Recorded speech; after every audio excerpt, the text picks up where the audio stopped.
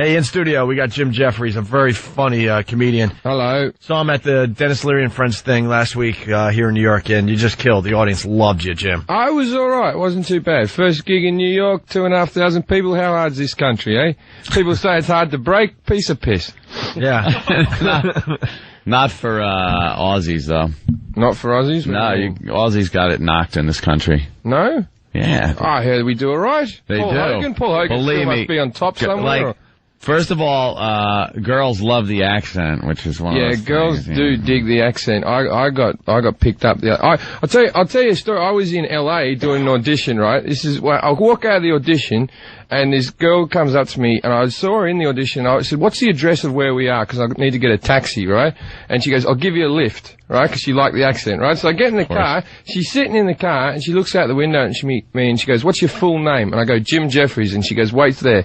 And she calls her mum up, and she goes, "Mum, hi, it's Carla. I just met a nice boy in the audition, but in case I get raped or murdered, his name's Jim Jefferies," right? Right? So I get in the car afterwards. I didn't ask for the lift. She offered me this lift, right? I get in the car, sit there for 5 minutes, and turn to her and go, "You've just made this rape really awkward." Right?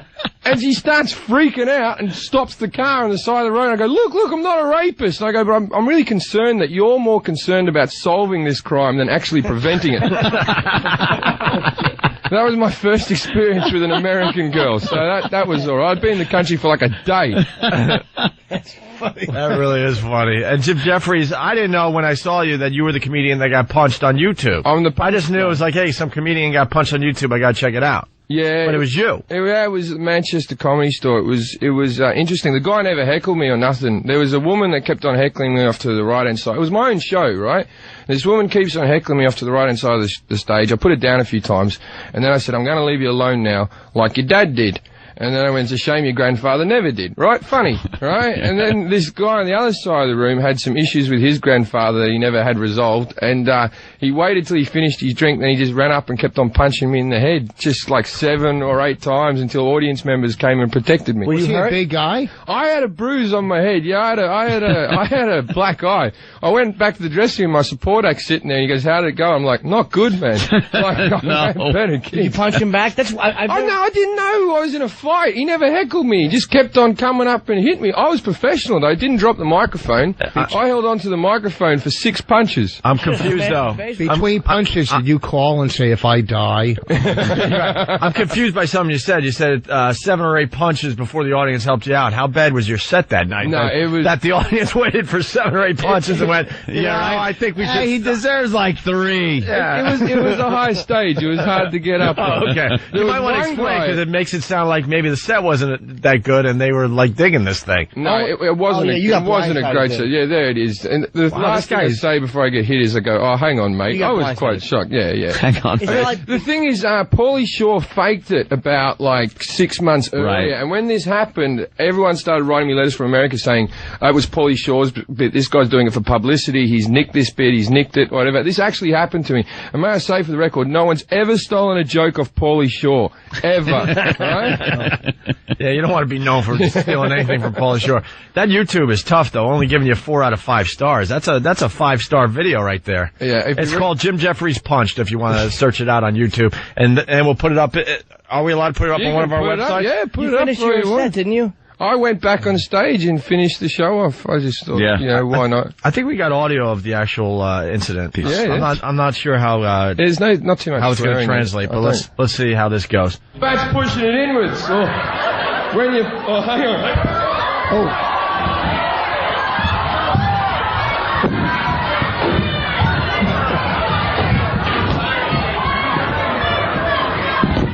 Oh, That's a definite ruckus. There's a ruckus going on. Jim's on stage and the guy jumped up and just threw a punch. You literally were blindsided. I mean, it's almost like there's no time to even position yourself for defense. I never spoke to him or nothing. Was he a big guy? He wasn't that big, but he was stocky. What he had a lot of power though. to him. Like coming up there and just clocking your blindside like that. Well, there was a lad who was in the second row who was the first person to come up and help me, right? And he jumped up in the second row, but as he jumped up on the stage, his heel kicked into the face of the woman in the front row. and broke her nose. So there's just pandemonium in the entire crowd. There's this woman just bleeding and stuff like that. I'm off in the dressing room crying. Oh, it was a tough day. Why would you go to a comedy club if you're that sensitive? I just don't get that. And listen, I don't get it. It would never happen at a Broadway show. Only comics deal with this. Yeah. No one's going to hop on stage. You didn't show enough emotion and start pounding one of the actors, you know? Yeah. Only comics deal. The other night I'm on stage, I'm looking at somebody down in the front row eating spaghetti and meatballs.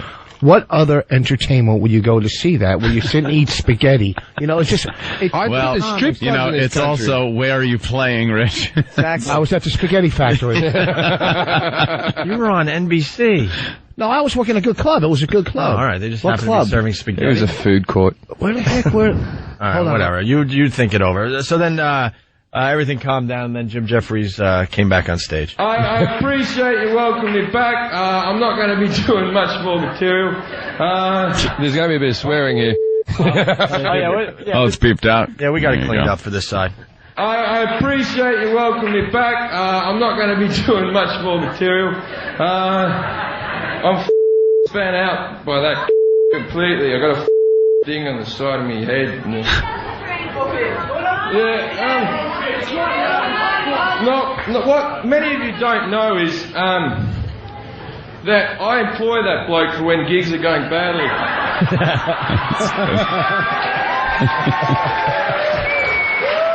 Hey, right on, man. And the crowd on the video, it's really cool. They're standing up, kind of shaking his hand. It's like the crowd really did come to your aid. With one thing because people think they don't know if it's part of the show. I mean, they see that something happening. It's like you have to register. Like, oh yeah, he's getting beat up. It was a hard way for me to find out that I'm not good at high-fiving. I have no idea. I'm so bad. I'm a white Australian guy. Like, I don't know how to do it. For the first time in my life, I had someone give me one of those fists. Yeah. Today, when I was in I just grabbed his fist and shaked it. Start shaking like I his shake the fist. Like, is that the uncoolest thing that anyone's ever done? Wait, you guys don't do the fist? No, I don't do. What's the fist? Bunch of germaphobes in America. That's what it is. They don't want their fingers touching. It's a bunch of germaphobes touching knuckles. So they don't. What's it called? What's the fist called? It's kind of just the hey. I don't want to shake your hand. Yeah. Is that more having affectionate than a Purell. shake hand? No, that's very less. Very less. That's like I don't really know you, but I have to acknowledge you. I've been getting a lot of them. And Jim Jefferies is pretty smart. You made a lot of money off that video, right? Yeah, I bought the rights to it and sold it off to the news channels. That's really smart. Good point. Hey, we got to change gears for 1 second here. We got Gavin in Wisconsin. It's Wake Up Your Roommate Wednesday. Oh, right. This is the guy with the train horn that promised he would call. Gavin. This better pan out. Listen to this, Jim. Hopefully it'll work out. Gavin. Hey, what's up, guys? Hey, all right. Hey, how you doing? He's in quiet mode, yes. All right. Wait, Gavin. explain what's going on. I'm walking into the room right now. I've got the horn in the closet. Okay.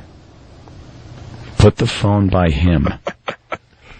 Put the phone by him. You gotta put the phone by him. Wake up his roommate with a train horn. All right, I'm putting the phone down right now. All right. Okay. This better work. Mm-hmm. All right. Oh, what the fuck?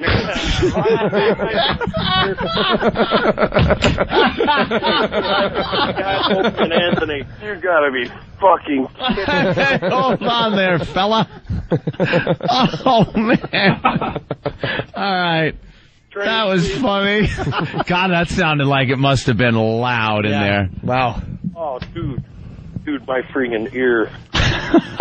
Hey, good morning there, sir. Morning. Morning, guys. That's a good one. Yeah, That was a good one. Can we get that tape cleaned up immediately? Because they had to dump out. This guy would curse like a few times there. All right, there you go. It's Wake Up Your Roommate Wednesday. That was a train horn. You got a horn from a locomotive in the guy's closet. Yeah. And where's hit it? Right now, a train's hitting a car. And the engineer's pulling on the horn. They go, what the hell? It just sounds like an alarm clock. Gosh, yeah, see that, boss? That's funny. What do you mean that's like that's Yeah, you're not as thick as people say you are, boss. You're quite clever, man. No, it's two different things. He's funny, but he's also stupid. All right, man. Great job. Thank you, Gavin. Take it easy. All right. We'll clean that up immediately so you can hear how that sounded. We'll have to throw a couple bleeps in there. So there you go. Jim Jefferies, where are you playing? I'm playing Caroline's tonight, tomorrow, and Sunday. Hey, that's pretty cool. Wait, tonight? Yeah, I'm playing tonight. I don't know. Is it tonight? Is it a big night tonight? Wednesday. Wednesday.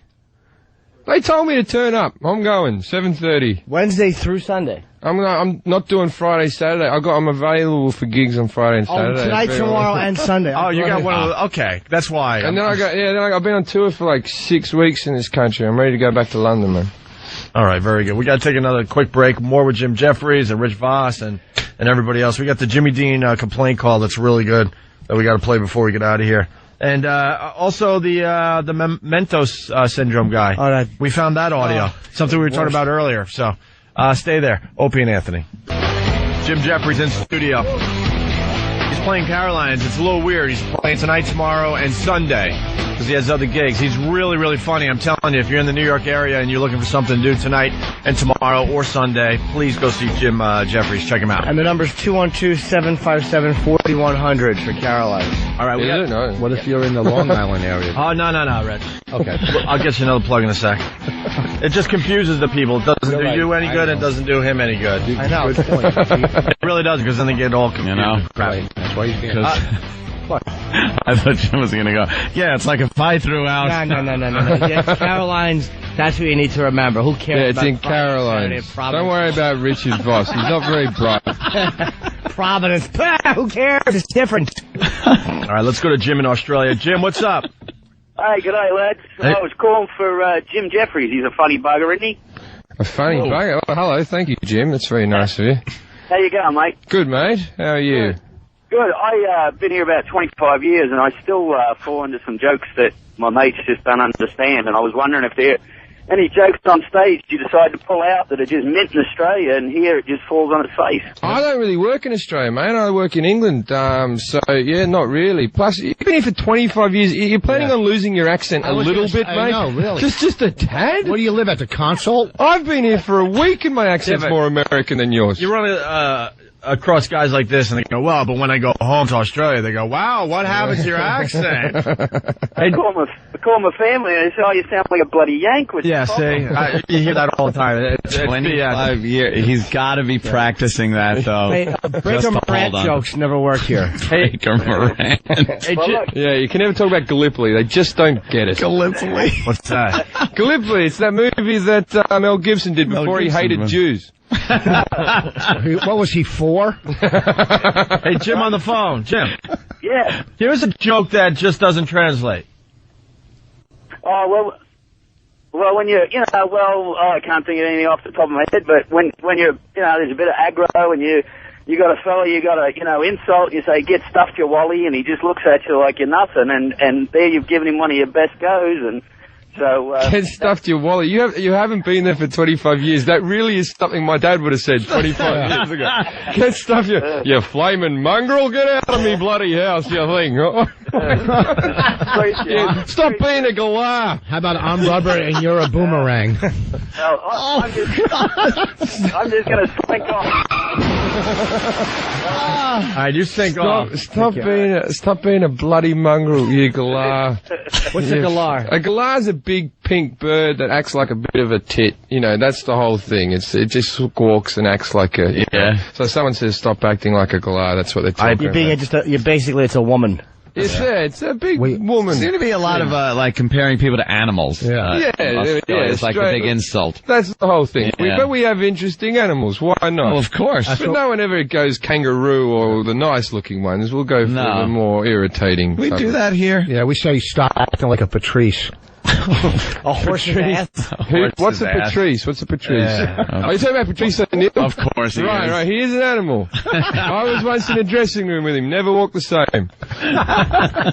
Let's go to Adam in San Francisco. Adam, what's up?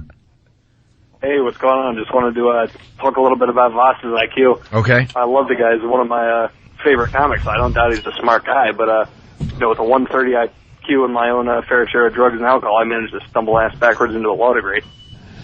Really? You shouldn't say that. You'll lose your law degree. You can't be a lawyer who takes drugs, so keep it to yourself. Yeah, you don't stumble backwards to a law degree. No, we all do. So what are you saying? You're saying you have a 130 IQ and... He got into law school. Okay, so are you complimenting me? That's all I want to know. Not really. Yeah, I'm complimenting you, man. You're Thanks. a smart guy. I think you're smarter than they're giving you credit for. I just don't think you're as smart as you're giving yourself credit for. Well, here's the deal. I raised 2 daughters that are pretty much honor roll students, so I'm pretty smart when it comes to parenting. You're not just smart in spite of you. Yeah, they got, No, I gave them the opportunities. I gave them the opportunities where they could. That just means they're doing a lot more homework at mommy's house. Let's be honest. Your ex must have a 140 IQ. I used to do homework with my youngest daughter, and I get so frustrated. I go, you know what, forget this. Your ex-wife's just sitting with him going, do you want to be like your dad? Is that what you want to be? Right. It's a concentration camp. That's how it could end up for you. Hey, we got that wake up your spouse call edited so we could get a little of this on the air over here because the guy cursed. But here it is again. Gavin waking up his roommate with the train horn. This is the guy with the train horn that promised he would call. Gavin. This better pan out. I'm walking into the room right now. I've got the horn in the closet. Okay. This better work. Oh, what the...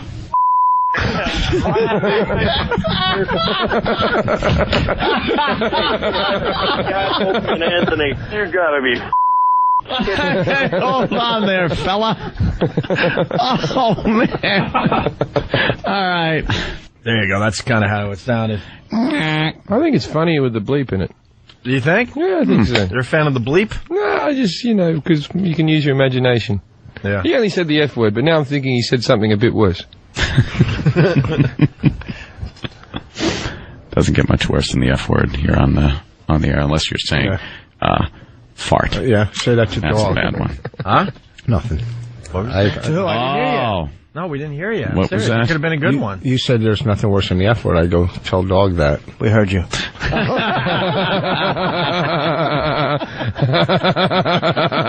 It's like shooting fish in a barrel. It really is simple. My God. I can't believe you blurted it out. Keep leading you to the slaughterhouse.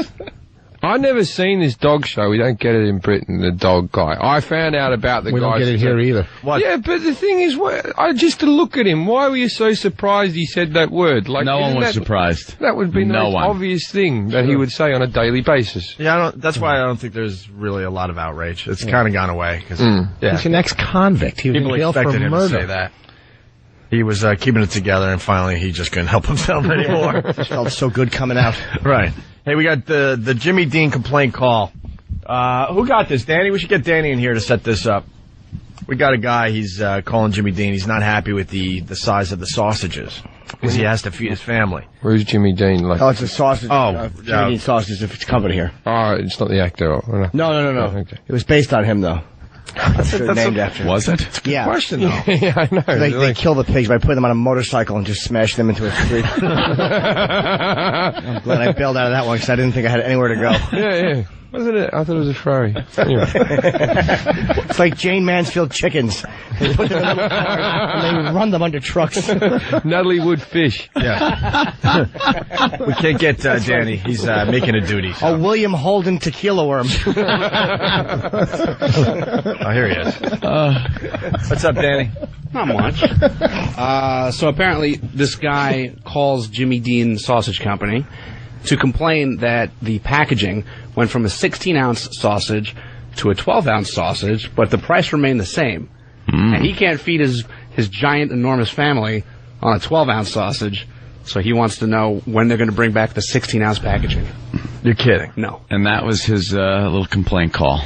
Well, and we think that this is him on hold, waiting for someone to get on the line? Yeah, I don't know if you guys know, but like when you call a company and they put you on hold for an enormous amount of time, they could record everything that you're saying. The line is still open. So even though you think that there might be no one live listening to you, they can still record that audio. Yeah, if you don't hear hold music, pretty much keep your mouth shut. Or, say whatever you want. So apparently this first clip is him on hold waiting to actually leave his message. Okay, let's take a listen. That little 12-ounce goddamn roll of sausage is supposed to feed your brother and me and you 600 pounds of men, at least. You get my point? And the 2 girls, and they put it in that pussy roll of sausage. Son of a bitch. Somebody needs their ass kicked. Some little consumer geekaroid. Save money, yeah, save money. I'm gonna eat, goddammit. This guy rules. He's had enough. We're just trying to live as one in this country. It's going to be tough. There's guys like this out there. I'm just waiting to hear the word Jew, because Jew is coming in right. any second now. What, you want me to say it? It continues, obviously, right, Danny? Yeah, and then this is him actually leaving his message. I guess no one was available to take his call, so he was forwarded to an answering machine where he was prompted to leave his name and his your quantity of your products are very delicious. Love your sausage for 30-something years, but I can't take and feed a family of 5 on a little 12-ounce roll of sausage. I don't mind paying you more money for your 16-ounce roll of sausage, but you don't have it anymore. You've got a 12-ounce roll, and you got 3 men that weigh over 200 pounds apiece, a woman that's a little plump Scotch girl, and a daughter who's 13, and you're going to try to take a 12-ounce roll of sausage and a couple of dozen eggs and feed that. It ain't going to work, and I'm not going to purchase your product anymore or ever again. Oh, sure he will. And a couple of dozen eggs for 4 people? Just buy 2 sausages. Of I know. course. Yeah, now you have more. He doesn't mind paying any more money. He said he didn't mind paying more. Paying more money. They just get an extra package. Yeah, and then freeze the rest. I'm with Jimmy. The guy said a couple of dozen eggs for 4 people? That's 24 eggs for 4 people. Yeah, but Wow. his wife's a little plumpish. A little plumpish. How big do you reckon that wife That is? means she's a lot plumper, by the She's way. eating a few Jimmy Dean sausages. She's sitting there, so he can't say that she's a fat, disgusting pig, which There. is what she is. It's a family of slobs. They grade on a curve down there, obviously. If he's saying a little plump. Where were they from? What was that accent? That was from the South? Yeah. Australia. Yeah. Did they get this show in the South? Yeah. Oh, okay, well, people of the South are lovely then. I was going to tease them. You're scared to get punched again? What's wrong with you? I might do a gig in Atlanta someday or something. I did gigs in Kansas, and I got the best heckle ever. Someone yelled out, "Leave God out of this," which I've never had anything like that ever in my comedy career. Why would they say that? I was doing jokes about God, I guess. I don't know.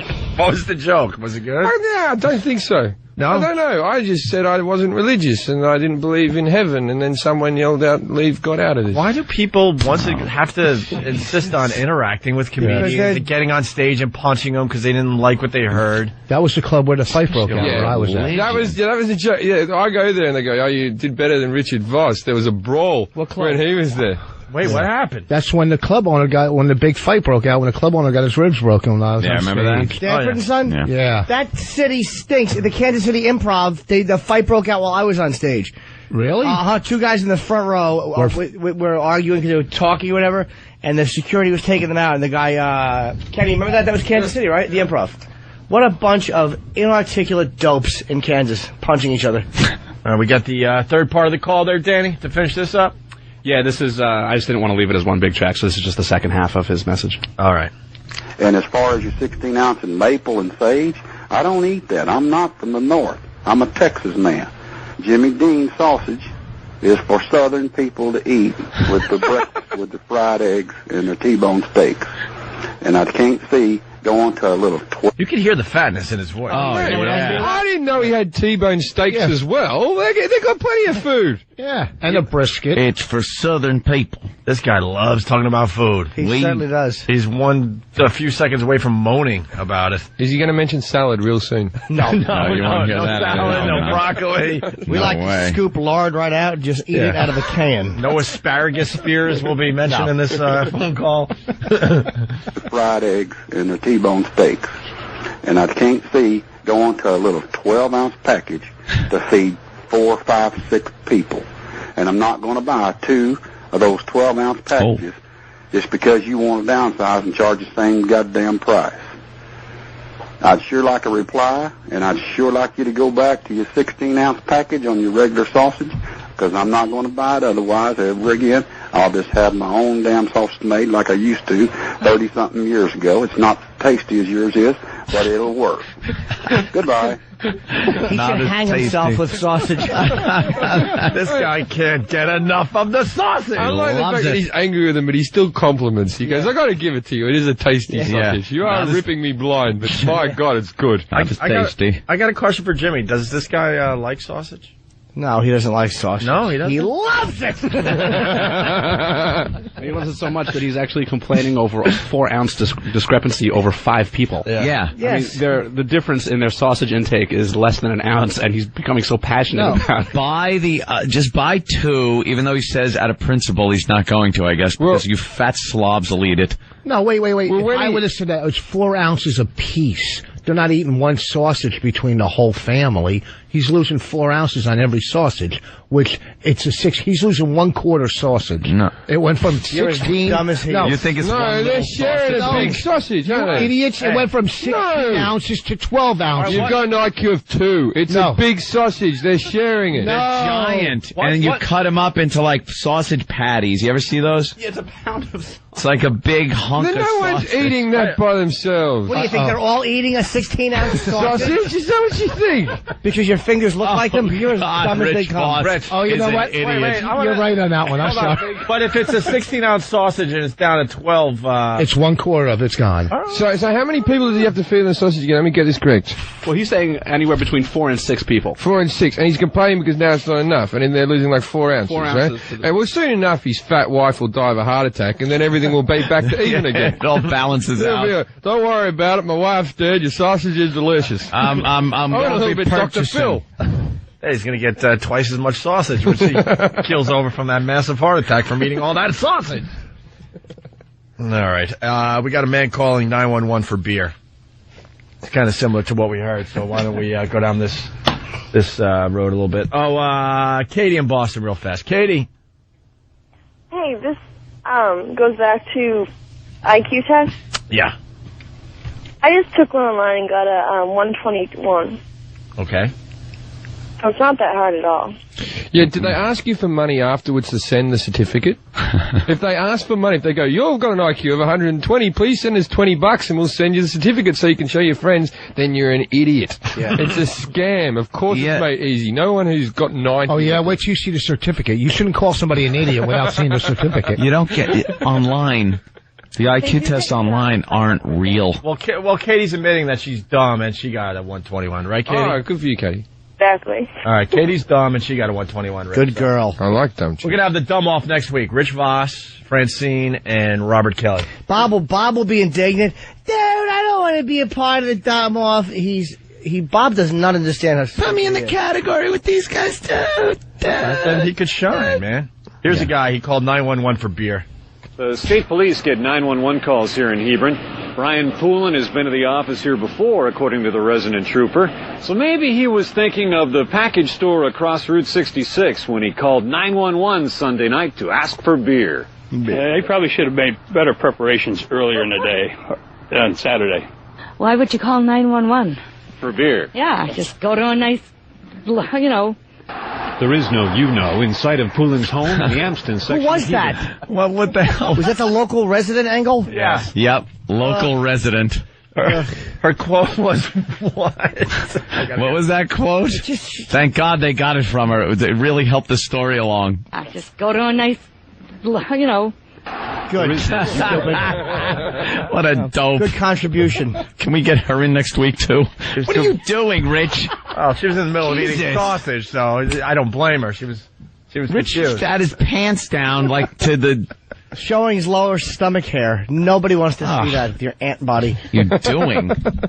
Someone from their cell phone. New video, 5 people, 1.5 ounce sausage. Okay. I like that.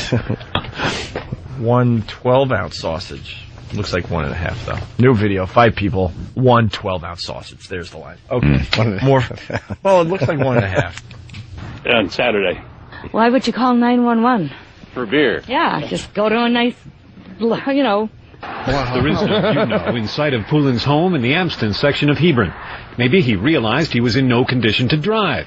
But the man who came to the door said Brian Poulin made a mistake, and it's going to cost him as he looks for a job. State police say Poulin called them more than once for beer, so they poured him into an ambulance and charged him with disorderly conduct. They poured him into an ambulance. Did they? Really? At least he didn't drink drive, though. You got to give the guy some credit. Like, you know, it's all swings and roundabouts. He had a go. Yeah, Bill in Jersey. The whole point with the sausage guy is a lot of companies do this, man. They charge you the same price and then cut the amount that they give you in the product. Yeah, coffee. Like Coca-Cola used to give you a 2-liter bottle of soda for like 99 cents. Now it's a liter and a half, and the 2 liters $1.49, and the other one's 99 cents. We got it. Hey, then you get no Coke, huh? Thank you, sir. Alex in Boston. Alex. Gotta throw those in. Hey, I learned today that guys in Texas are sausage-sized queens. Yeah. Punch it out, boys. All right, and finally, the last of the beer clip. He's embarrassed for what he did. He's very embarrassed. Oh, these are the local residents. Oh, good. It's always important to get their take. They always contribute something meaningful. These are the local residents giving their opinions. He's embarrassed for what he did. He's very embarrassed. They're our major police force. What do you think of somebody calling him up and ordering beer? I think it's a waste of time for the poor police officers. What could she think? Well, I think it's a great idea. This ought to be what the police are doing. Instead of answering emergency calls, getting people beer. One answer she could give, it's not good. What the hell are they thinking? A journalist should just be shot. All of them should just be shot when they ask questions like that. Wow. Calling him up and ordering beer.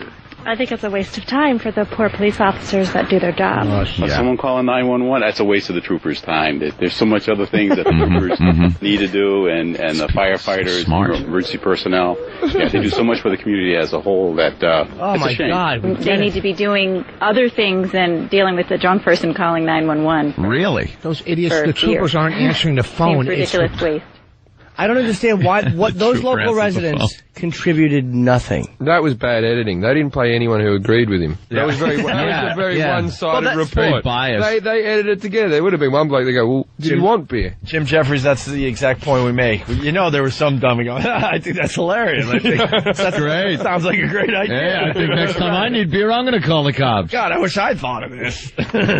Of course. That's the point, because they interview the local residents. You know, half the people are like, why are you wasting my time with this? Shut up. Go away. So we got Jim Jeffries tonight, tomorrow, and Sunday at Caroline's. Really funny. 212-757-4100 here in New York. Vos is on Long Island at the Brokerage Comedy Club Friday and Saturday only. I don't know the number. It's Belmar, Long Island. Good. Helpful. That's a good phone number. Thank you, Rick. I'll be January 18th, 19th, the Borgata Casino in Atlantic City. Tickets are on sale now. That's Martin Luther King holiday weekend. www.theborgata.com is the only way to get tickets. I'm at Flannery's on Friday. We're getting the band together, man. Do you sound good? We went into the rehearsal studio last night. It was very fun. It sounded great. Oh, good. Okay. No, we had a lot of fun. It was like a time machine. There's still like same people, same pictures on the wall. What does Joe Curry play? He tickles the ivories. Does he? Yes. Oh, what a There's the creep. keyboard. What a creep. And anyone that plays keyboard or piano creeps. Oh, Than, I'm sorry. Come on. What kind of man wants to move his fingers like that? All right, we got to get out of here. Jim Jeffries, a pleasure, man. All right, thanks for having me. I'm telling you, go to Caroline, see Jim Jeffries tonight, tomorrow, and Sunday. I'm going to say it again. He was hilarious last week when I saw him live. All right, we're out of here. We'll see you over at XM. If not, have a great day. Hi. Opie and Anthony show. Right. 2.0, second edition, part Dix, whatever you want to call it, XM Satellite Radio. Opie, I think, is not here at the moment. I believe someone said he was on the bowl. Well, when we left the CBS studios, I did see him take that left turn out of the hallway into the shitter.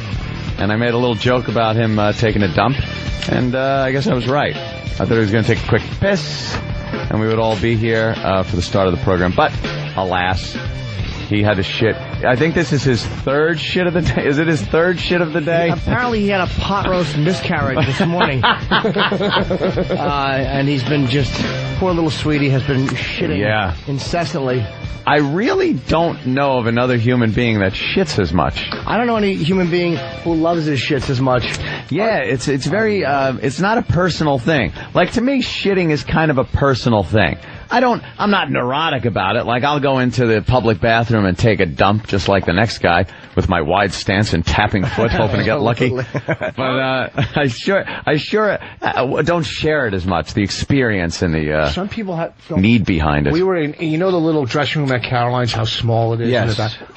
We're back there having a meeting with big Comedy Central executives. I mean, you know, me and Bonnie and somebody, and my dumb manager, the bathroom is right there. Jason goes into the bathroom and takes the biggest dump as we're all sitting right next. How could you hear it? And it's close. It's like, how can you do not only hear it, but then you open the door. You got to kind of watch where you are too when you're doing that, because like, if you're in a bathroom right off a room, you're going to open that up, and the stink fumes don't know there's a doorway there. They don't know to stop. I love shitting in this country more than I do in Britain. What's the difference? I love when we can find out cultural differences like this. There is a massive difference. You have a really high water level. In Britain and Australia, we have just this little tiny pond at the bottom of the thing, right? Ugh. So I didn't know how long my turds got because they would snap off as they fell. Now, with this high water, I've been taking photos of mine on my camera. I've never seen anything like it. And you don't have a plonk noise because it just drifts in. Yeah, we like our water here in the United States. But the good thing about England, it'll scrape on the side of the bowl and just sit there. It'll sit there. It'll just sit there and look like my career. Oh no, yours is much better. Or the Germans have that shelf where you can shit on it and then you can look at your poo, like it's really... shelf? They have a shelf with a little bit of, like a low level of water where it will sit on, so you can examine it to see if you're digesting peanuts or whatever, right? And then it will flush it off the shelf into the... Very efficient, those Germans. The Germans are obsessed with shit. If you're a black male with a wig, you can shit on Norton's chest. A lot of people don't know I am a black man with a wig. Well, that wasn't a good one. Not a good one. That was okay. I couldn't hear half of it. Why? Because you didn't enunciate it. You said something about... Sound like you had a mouthful of shit. Yeah. Why would a black woman want to shit on my chest? You said a black man. I heard you. I got it. What's the wig got to do with it? I'm very confused. He thinks like he likes... Is he saying it's a sexual thing? It would be so easy to make like a tranny joke. Where Norton's concerned, because that's kind of a running theme. Yeah, but Vos managed to just fuck that up too. Yeah, but you didn't hear the good joke I did. What? Hold on. Where was it? On 57th Street, walking over? Yeah, what was the good joke? Listen to me. Paris thought it goes on the air. Listen to me, all nervous carrying the show. Let me tell you. I'm nervous. Holding your hands and all fidgety. All right. That's a sign of being calm when your hands are folded. I am. He looks comfortable. I am very comfy in this position. Fan is nervous. Fan's shitting his pants. Lumbering ox just standing there, not sure what to do. I had a good one before. I'm not going to go ahead, Meg. I'm sorry. No, go ahead. We know you had a good joke. We know you had a good joke. Come on. It's got to be a good joke. This is good. Everyone ready? Do it on the count of 3. 1, 2, 3. Good joke. Go. Good joke. Good joke. Go. Oh, your hiney's got to be hurting. Sit down lightly. Why does it hurt? Does it feel like there's a salt and vinegar chip in it? I thought maybe you were pushing one out. Oh, no. Just getting updates. You just came back with a banana. Oh. Are they good or no? Updates from... No updates. B.E. No, I don't talk to him. From E.L. Yeah, a little bit. Mm-hmm. I'm confused. Oh, just getting updates. Nothing new. How about that? It was a waste of time. All right. Where are we at? Well, Vos just was about to tell a joke and he bailed out on it. I forgot what it was. I don't know why. Come on. No, go ahead, tell a joke. What is it, dude? Just say it. Who cares? Who cares if it bombs? You're here. I'll laugh whether it's in a good moment, or bad. it was good because you laughed at it when I said it. I don't remember what you said, dude. I don't remember him laughing at anything he said. When I take a dump in America, what did he say? Well, it's good. There's a big difference here than England. I go, yeah, we have toilet paper. Yeah, it was a good joke. That was good. Oh, I didn't realize we were walking down memory lane. I think you had a fresh one. You fucking jackass. You said the same what I said. Sorry, I didn't realize it was a fucking best of. Remember earlier yesterday when I said, what? When you were absent there up checking things out, we learned that in England, the water level in the toilet's very low. Yeah. So you don't get that, like, nice drifting into the water. It makes like a slamming sound, and it there'll be a breaks. splash up, and your turd will break. They drop down like Saddam. And also, when it flushes, water comes down from above and pushes it through. Your one sort of sucks it out, and it has a spin to it. Yeah. I like it a lot. Thank God for the American Revolution, or we would just be taking these awful shits. Yeah. Your showers don't have, it goes water right pressure. Into, it goes right into the bathroom floor and drains. Like there's no divider, where the tub is the there is in my house. I don't live in the YMCA when I'm in Britain. You know what I'm talking about, though? How they have them divider? Like that? No, on the floor there's a couple tiles. Like the thin one between you and retardation? See, now that's funny. Yeah, that's funny. He could tell that again in 10 minutes, we'd still laugh. I'm going to sit calmly with my hands folded. Yes. Very confident, right? Confident. Very confident. All right, what are we doing over here today? We have on some this stuff. side.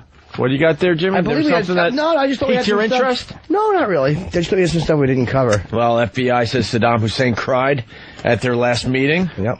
Well, of course he's going to fucking die. Why wouldn't he cry? Poor guy. Well, he became close to this guy, George Piro, who I think is Lebanese origin and speaks Arabic or whatever language Saddam spoke, so they communicated, and they became very close. He spent like 7 hours a day, but he was the guy they sent in to fucking pick his brain. Yeah. And he befriended him, and he got what he wanted, I guess. I've gigged in Baghdad.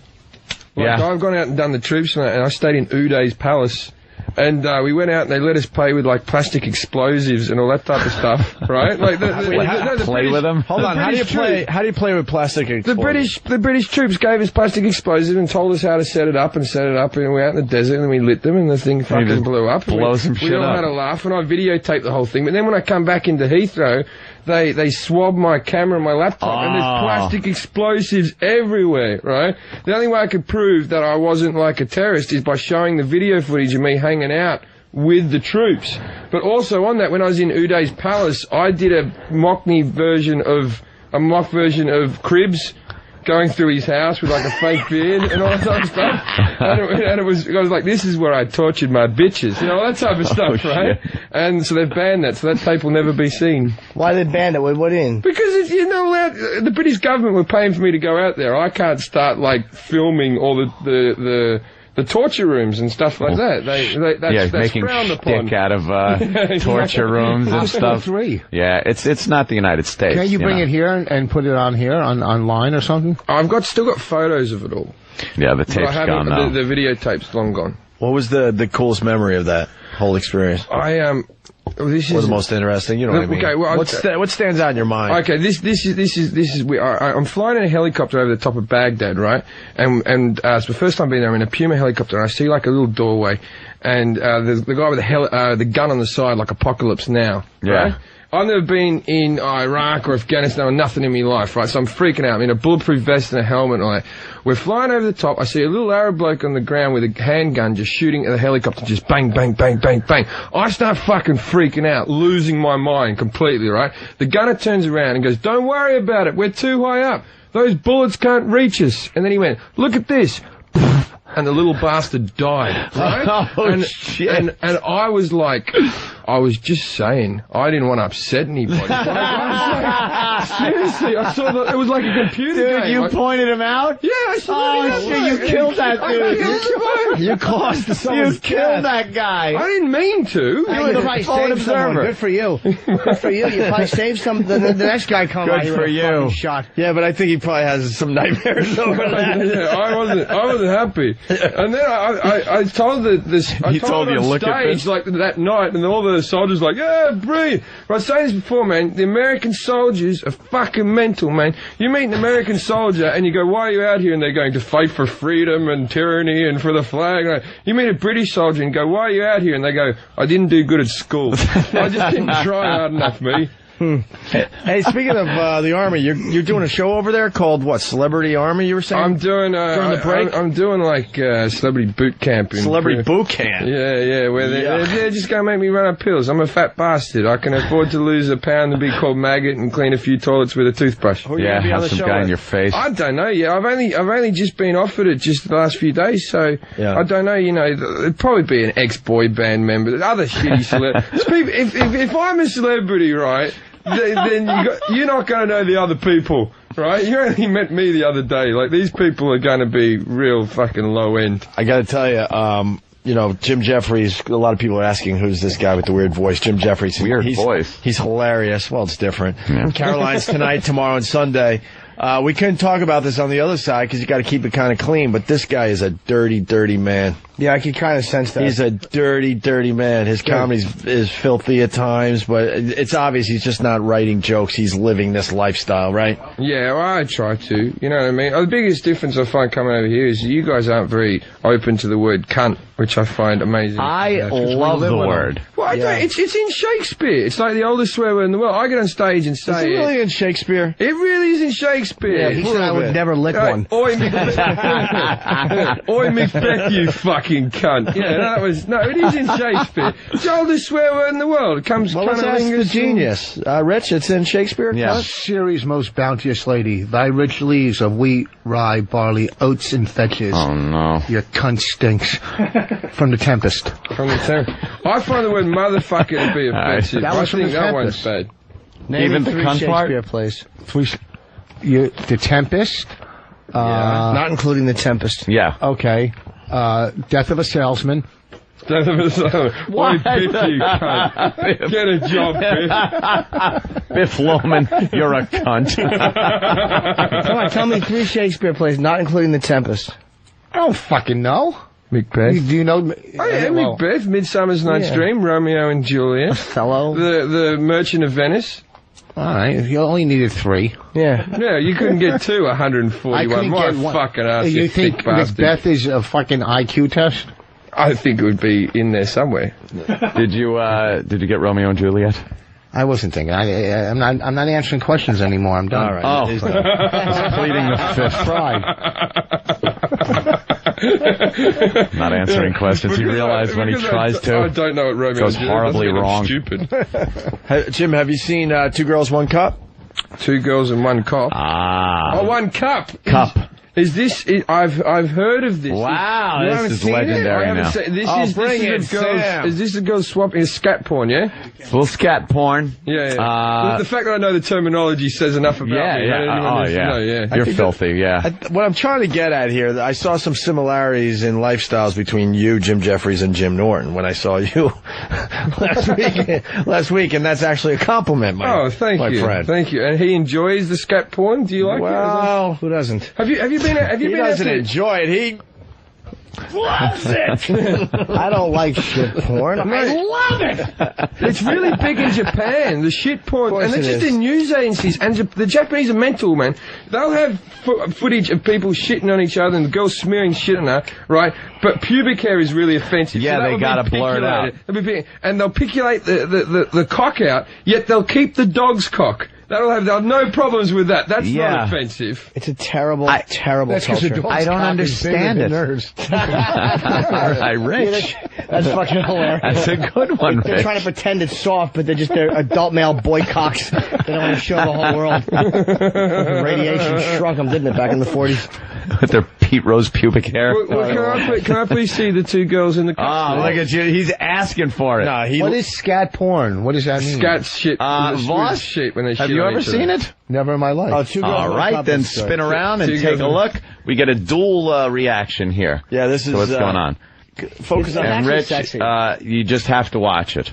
It's kind of It's like Clockwork Orange. Just make like you're watching it. And it is sexy. Here we go. Can we go to prison for this? Jim Jeffries watching 2 Girls, 1 Cup. And Vos. And Rich Vos. Mm-hmm. All right. Starts with a nice logo. It is. It seems. And then, All right, here that's we just go. some normal lesbian porn. A little... Oh, Jesus!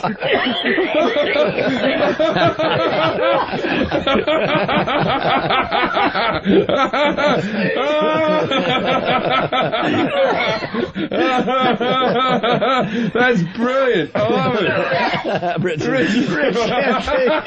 Rich, keep looking, please. Oh, Jesus!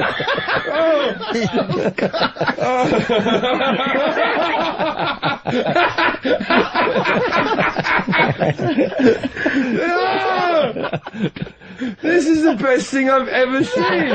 Watch this. This and Schindler's List. No. And there you have it. What do you think? 2 girls, 1 cup. Jim Jeffries. That never gets old. It just never gets old. When they vomit on the shit. Yeah. It's That's like a new level of shit. It's shit with stomach acid. And shit, she ate shit and is vomiting shit on the shit, and then she eats the vomit and shit. And they weren't bad-looking girls. They were like all-right-looking. We were trying to figure out how it comes to that. How the hell does it come for that? You have daughters. Yeah. How do you keep them from doing that? He has 2 of them. I feed them. And I'm never hungry. How do you keep them from doing it? Just keep them in America. That's all. No one in America is doing that shit. How many cups have you got in your house? How many cups? Yeah. Might want to get rid of all the cups. I know you got 2 daughters. I'm not implying anything. I'm just saying. Can you imagine, like, if somebody's parent might have saw that and go, that's my girl. Hey, there she is. Yeah, Turn it off. They might have looked Turn it off. That's my girl. And for years, I could have shat in her mouth and no one would have me. By the way, all this lost time. By the way, Blue Healer from Kentucky, Vos just puked 41 points off his IQ. That was disgusting. Isn't it amazing how quickly that cup fills up? Yeah. Like, it's just wham and it's full. I'm starting to think there's some trickery there. Nope. Yeah, the shit came out pretty quick. But then all of a sudden I'm going, that doesn't look like a shit should normally come out of an ass, but how many shits have I seen come out of an ass? Like that, yeah. For me to judge. I don't see many human... I want to see the outtakes of that. Yeah, where was the blooper reel? Where the shit was too watery, where the shit was one log that she had to squeeze out forever. Where you got like, yeah.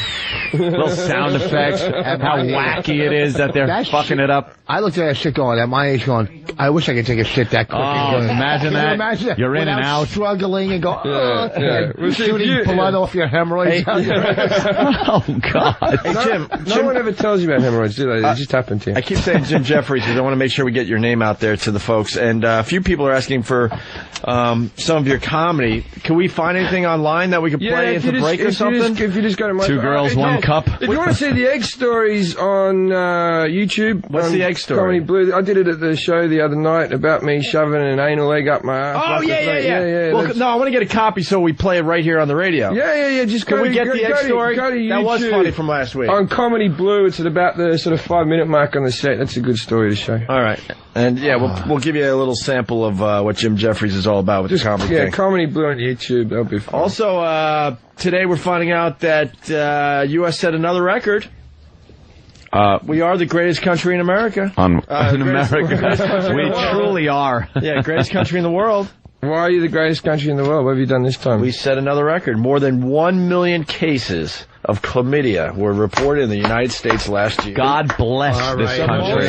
Chlamydia is back. The most ever reported for a sexually transmitted disease. Chlamydia. I've had it. You have the yellow chlamydia? It's easy to get rid of. How do you know you have it? Your green pus in your fucking underwear. You get some painful pisses along the way. You get pus in your underwear? You get a little bit of pus at the end of your cock, and they just shove up they just shove up like a thing at the end of your hole and put it in there, and then you take some antibiotics and it's gone. Yeah, chlamydia. And you just hope you didn't pass it on to anyone. It's easier to tell in a guy that a guy has it than a girl. Yeah. Women can have it for years and maybe become sterile because of it. I've lost girlfriends. I've lost girlfriends.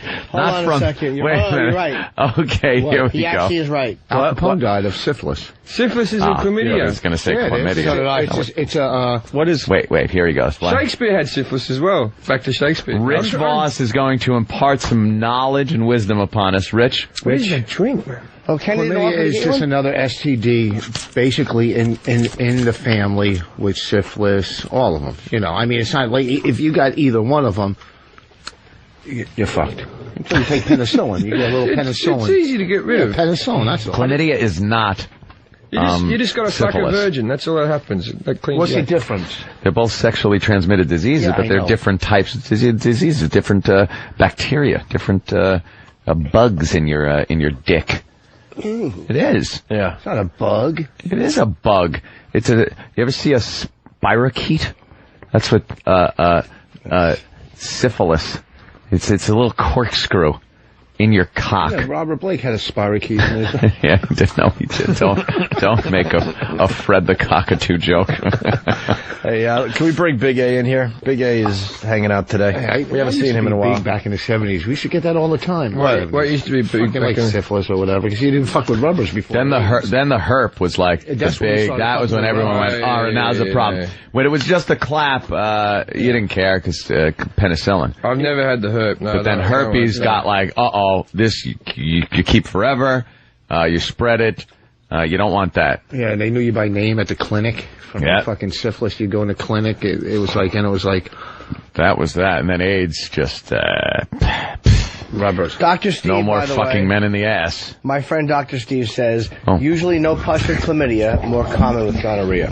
How do you get chlamydia? No, I didn't have gonorrhea. I just had it's just a really painful piss, like razor blades coming out. Ouch.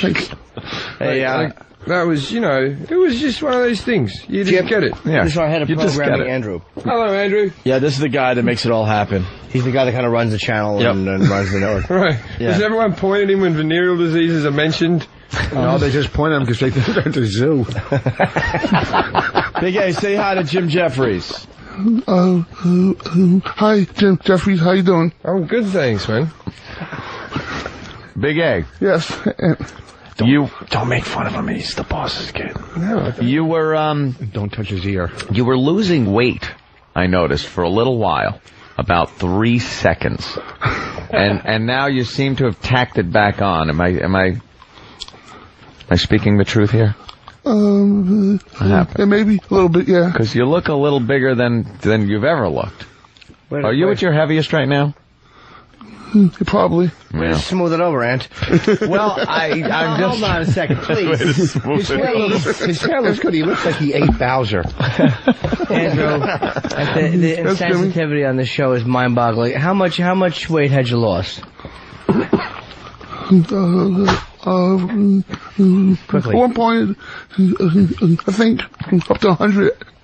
At one point. You lost 100? At one point. I mean, not recently, but up. Yeah. How much have you put on recently? Maybe about 50, 100. 50, 100. Big difference. Jesus. Since when? Since Nurse Roger said she was going to tell your mother. What are you chewing, pork chop gum? How much have you gained since the... It's not even gum, it's just a piece of steak fat. How come you didn't stutter when you called in about the Jimmy Dean sausage? How much have you gained since the neck? That was a good one, Vossi. It was a good one. I liked it. Yeah. I don't know, maybe a little bit, because I haven't been exercising much. I have to get back to exercising and eating right. Back to? Yeah. Doesn't that mean you had done it once before? Yeah, you act like you have. You act like you had. This is a brief stop in the rest area of unhealthiness. What he's saying is he has to go back to digging shallow graves. Yeah. a lot of calories burned doing that, right? Yeah. Right, Big A? You work your arms sawing hookers' legs off. His left hand gets to work out holding a chloroform fucking hanky over her mouth. The right hand caves the skull in and bring up the right knee to her kidneys and kick. So, Andrew, you what kind of exercise are you doing? Used to walk. Used to walk in my neighborhood. Used to do a lot of walking. I saw a video of that. It was called Ghostbusters. Sorry, little walk in the neighborhood joke. So are you depressed? What are you eating so much for? Yeah. What's the matter? What's the matter with you? What's going on with you? I guess I'm a little depressed at times, a little lonely. Aww. Jesus. You big sweetie, what's the matter? That's sad. Haven't there been any get-togethers that you could go to? Station people hanging out. Yeah, do that from time to time, but that's just friends getting together. And then it all ends at the end of the night. Yeah. You got to go home alone to that lonely apartment where it's just you. And a bed that must look like concave fucking tortoise shell. It looks like a contact lens with a shoe on it. Two girls were eating cups of shit and they're in better shape. They were cut. You gotta think that. Well, that's from all the puking, though. They'd have a bit of hepatitis in them. Yeah, that might just ate his head of some the weight off. hepatitis. Yeah. Ah, Big A. So Andrew, what's your weight up to now? Well, last time I checked, it was 390. Okay, what do you think? 390. You're teetering on $4 bills. What do you think? Have you passed 4 a little bit by now? Oh, yeah, probably. Okay. How much? Okay, work that out. How much is 390? What is that? What is that in kilos or stones? Oh, Christ! What are you? You're talking that wacky European measurement. That's 200 stone. 200 stone. I'm like 14 stone. Why won't you learn our weight? He's saying, why are you telling his weight in money? Pounds. You and your pounds. How many stones is that? How many kilos? Yeah. I would say 400 pounds is probably about 630 kilos. What's about? No, I'm 90 kilos. Right? You can't play that. I'm not going. He's 6 times bigger than me. It's about 3 years of your fish and chip dinners that he's been eating. Yeah, of right. Just Yeah, oil and grease. Lovely. I went the wrong way. It's the other way. It's the other then way. He's probably 280 kilos. Picture the Edmund Fitzgerald. Oh, Christ, I got an iPhone. I could have figured that out, too. I'm going to go with... He's 390 pounds in America. 400. Just say 400. I'm saying that's going to be about 30 stone. No, 30 stone. About 25 stone then, I guess. 22 stone. Stone? Well, how big are the stones? That's fucking big, man. What if the stones are different sizes? Oh, I never understood that. I got kilos. Oh, you got kilos? Are we doing kilos? How many kilos is Big A? Okay, 14 kilos is 90. 90 kilos is 14 stone. Wait, I'm gonna... What the fuck's a stone? How many kilos? Fucking stone? It's a stone. It's fucking. It's a measurement of weight. If you're two building pyramids. I don't like when you try to be clever. I bet you it went back to the oldie measurement where they'd find a whole lot of stones that were similar sizes and they'd go, it's like how they measure things in feet. So you're basically saying we could skip him across a pond. 12 inches. 12 inches. Yeah, but not everyone's foot. I'm going to guess. He's making a good point here. That was like a king's foot or something that they went, all right, that was, you know. I'm guessing 32 kilos. He's not 32 kilos. Oh, a stone? More than that. No, how much is he? Oh, wait. I'd say he's 100. I'm 90 kilos. No, he's 228 kilos. What? Shit. Wait, I should have stuck with my first one. Either way, he's very close to death. 180? 180 Very close to death. It doesn't matter what measurement you put it in, the result's the same. Shit, I should have just gone with something I used to know about and thought of what he would look like filled up with cocaine. Then I could have gotten the whole kilo thing. You know what, though? Hold on. When it comes to England, you're in shape, though. 180 is not bad. You weigh 180. You should move over there. You're in shape. This is a true story. I go get my blood pressure checked in Australia, right? And the doctor says my blood pressure's too high, and then I have to go on medication, and I get it checked again. So I go over to England, right? And they check it. I get exactly the same readout, but because the English are such fat cunts, right? It turned out that I was a healthy Englishman. Their standards were different. Right? So I'm an unhealthy Australian, but I'm a healthy Englishman. Right? So every time I get sicker, I'm moving to a shittier country until eventually I'm the healthiest man in Rwanda. And there's just going to be some doctor going, you've only got HIV, it's not even AIDS. Do you want to join the soccer team? Yeah, that's like the flu to me and you. You get the AIDS down there in Africa. Hey, Big A, someone wants you to say, I don't have a stupid STD. Uh-oh. By the way, Jim Jefferies, this is the beauty of Big A right here. He can't say ST words, just to let you in on the game. Okay. I don't have a stupid STD.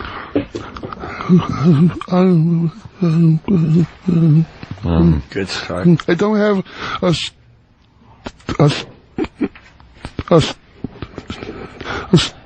stupid STD.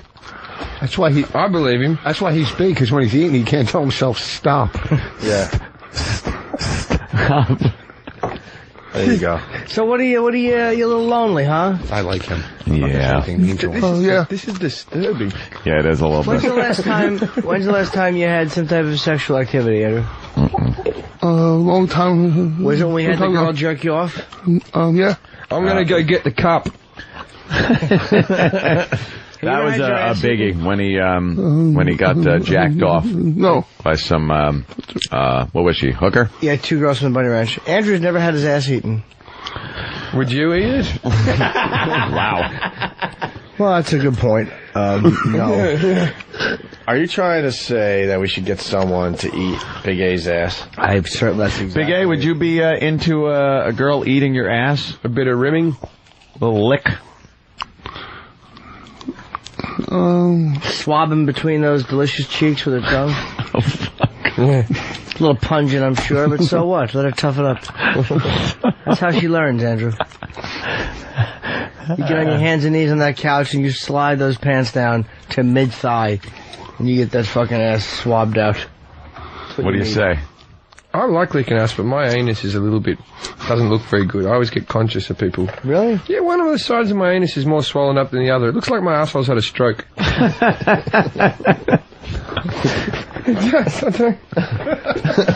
Ooh. So, Big A, what do you say? I don't know. Never had it. Okay. Yeah, but just because you haven't had it doesn't mean that you don't want it. Would you let a girl put, like, the strap on or put... No. No. Okay. Oh, you're never going to find love that way. you got to be open to suggestion, though. No, Big A, not into that. I see. Blue Healer is suggesting 2 girls, 1 tub. Ooh. Ooh. E. No. Sorry. I don't know what to tell you. I was just going for it. I don't know what to tell you. You got to get out into the scene a little bit, I guess. Oh, shit. Oh, what are you getting? Little, You want to have a lemon party? No, that's all right.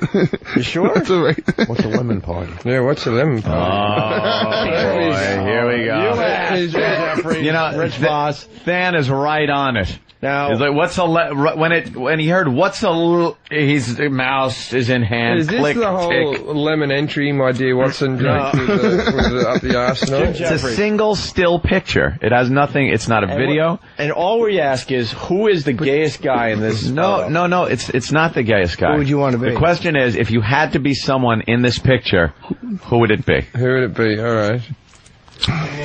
I'm going. All right. Right. Now, pick and choose. There's 3 older gentlemen. Would you rather be Arnold Palmer, who's Arnold Palmer dude? down at the bottom. I think ex-New York Mayor Ed Koch, who's laying down. Look at this. I'd be the one kissing and caressing. You would be kissing guy? And blowing a guy. Yeah, I don't know I don't have a cock in my mouth. He's got his eyes shut. But he's a happy person. He's in his happy space. But he's not getting any pleasure out of that.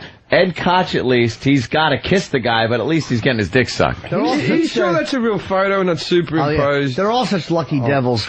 I know.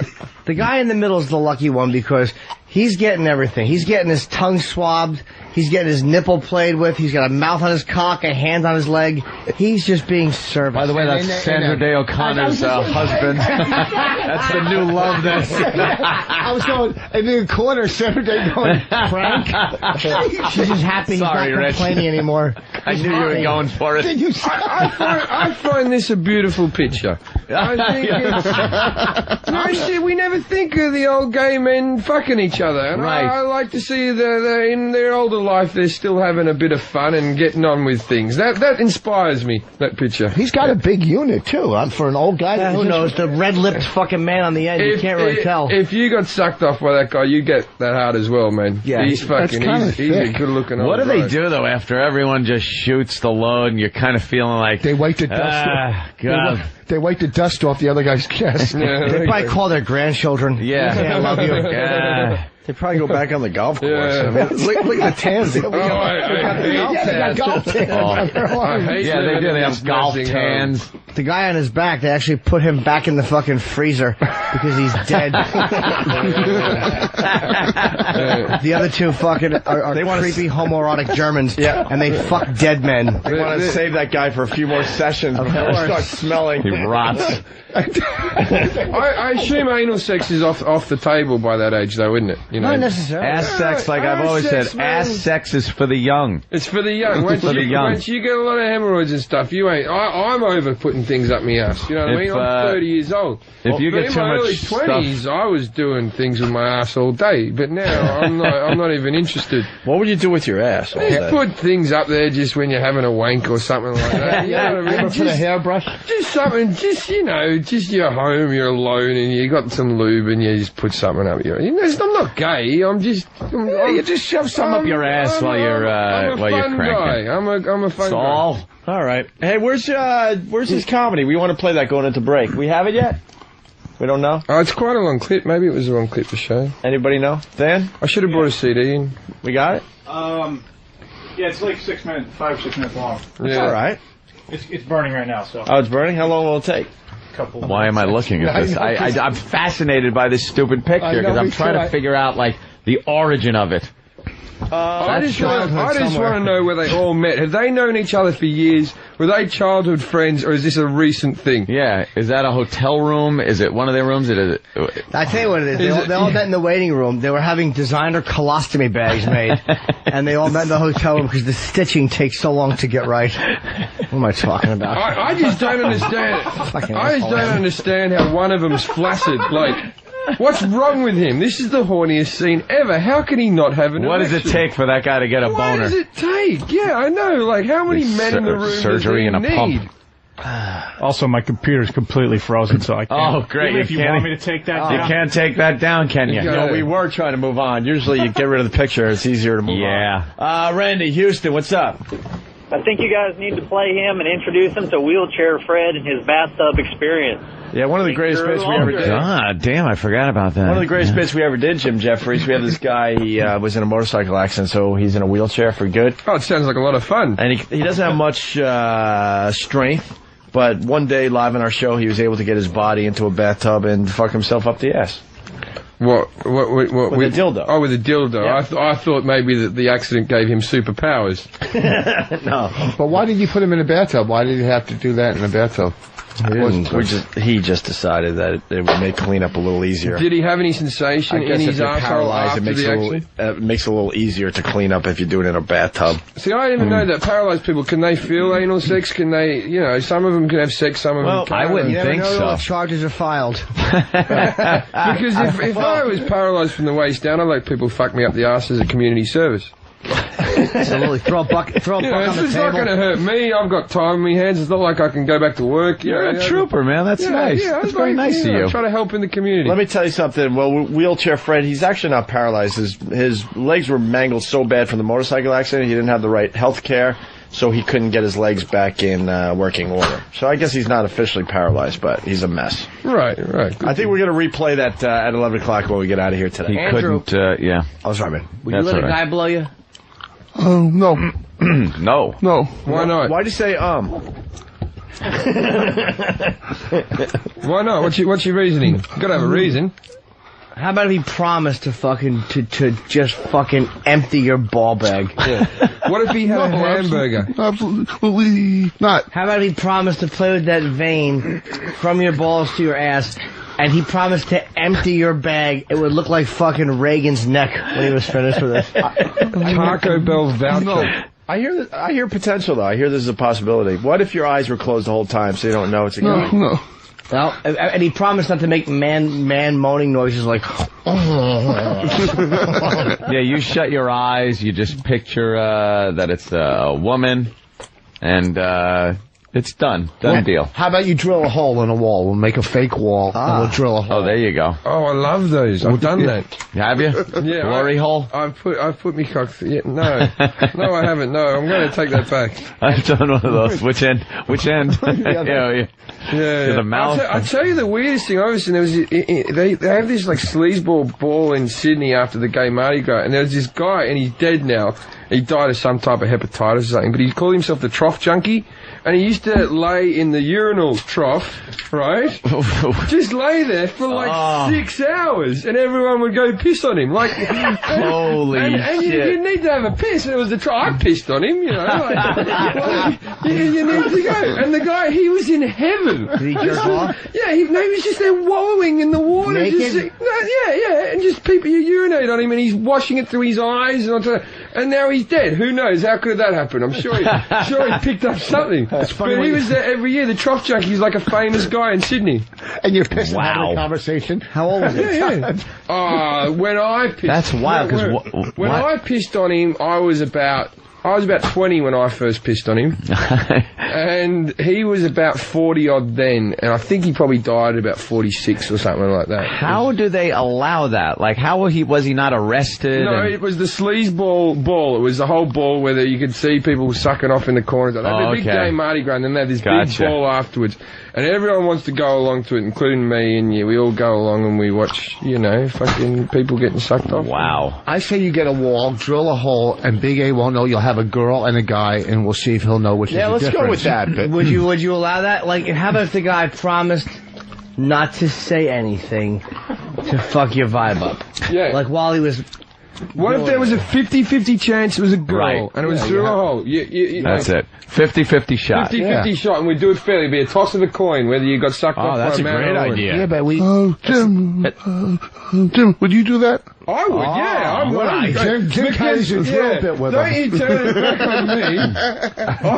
I'm not frigid like you. All right, listen, we got to take a break. Jim Jefferies in studio playing Caroline's tonight and tomorrow and Sunday. Yeah. And we got a little sample of your comedy here, the egg thing. Sweet, okay. We'll play this for Jim Jefferies and we'll continue. Stay there. We are back with Jim Jefferies. Hey.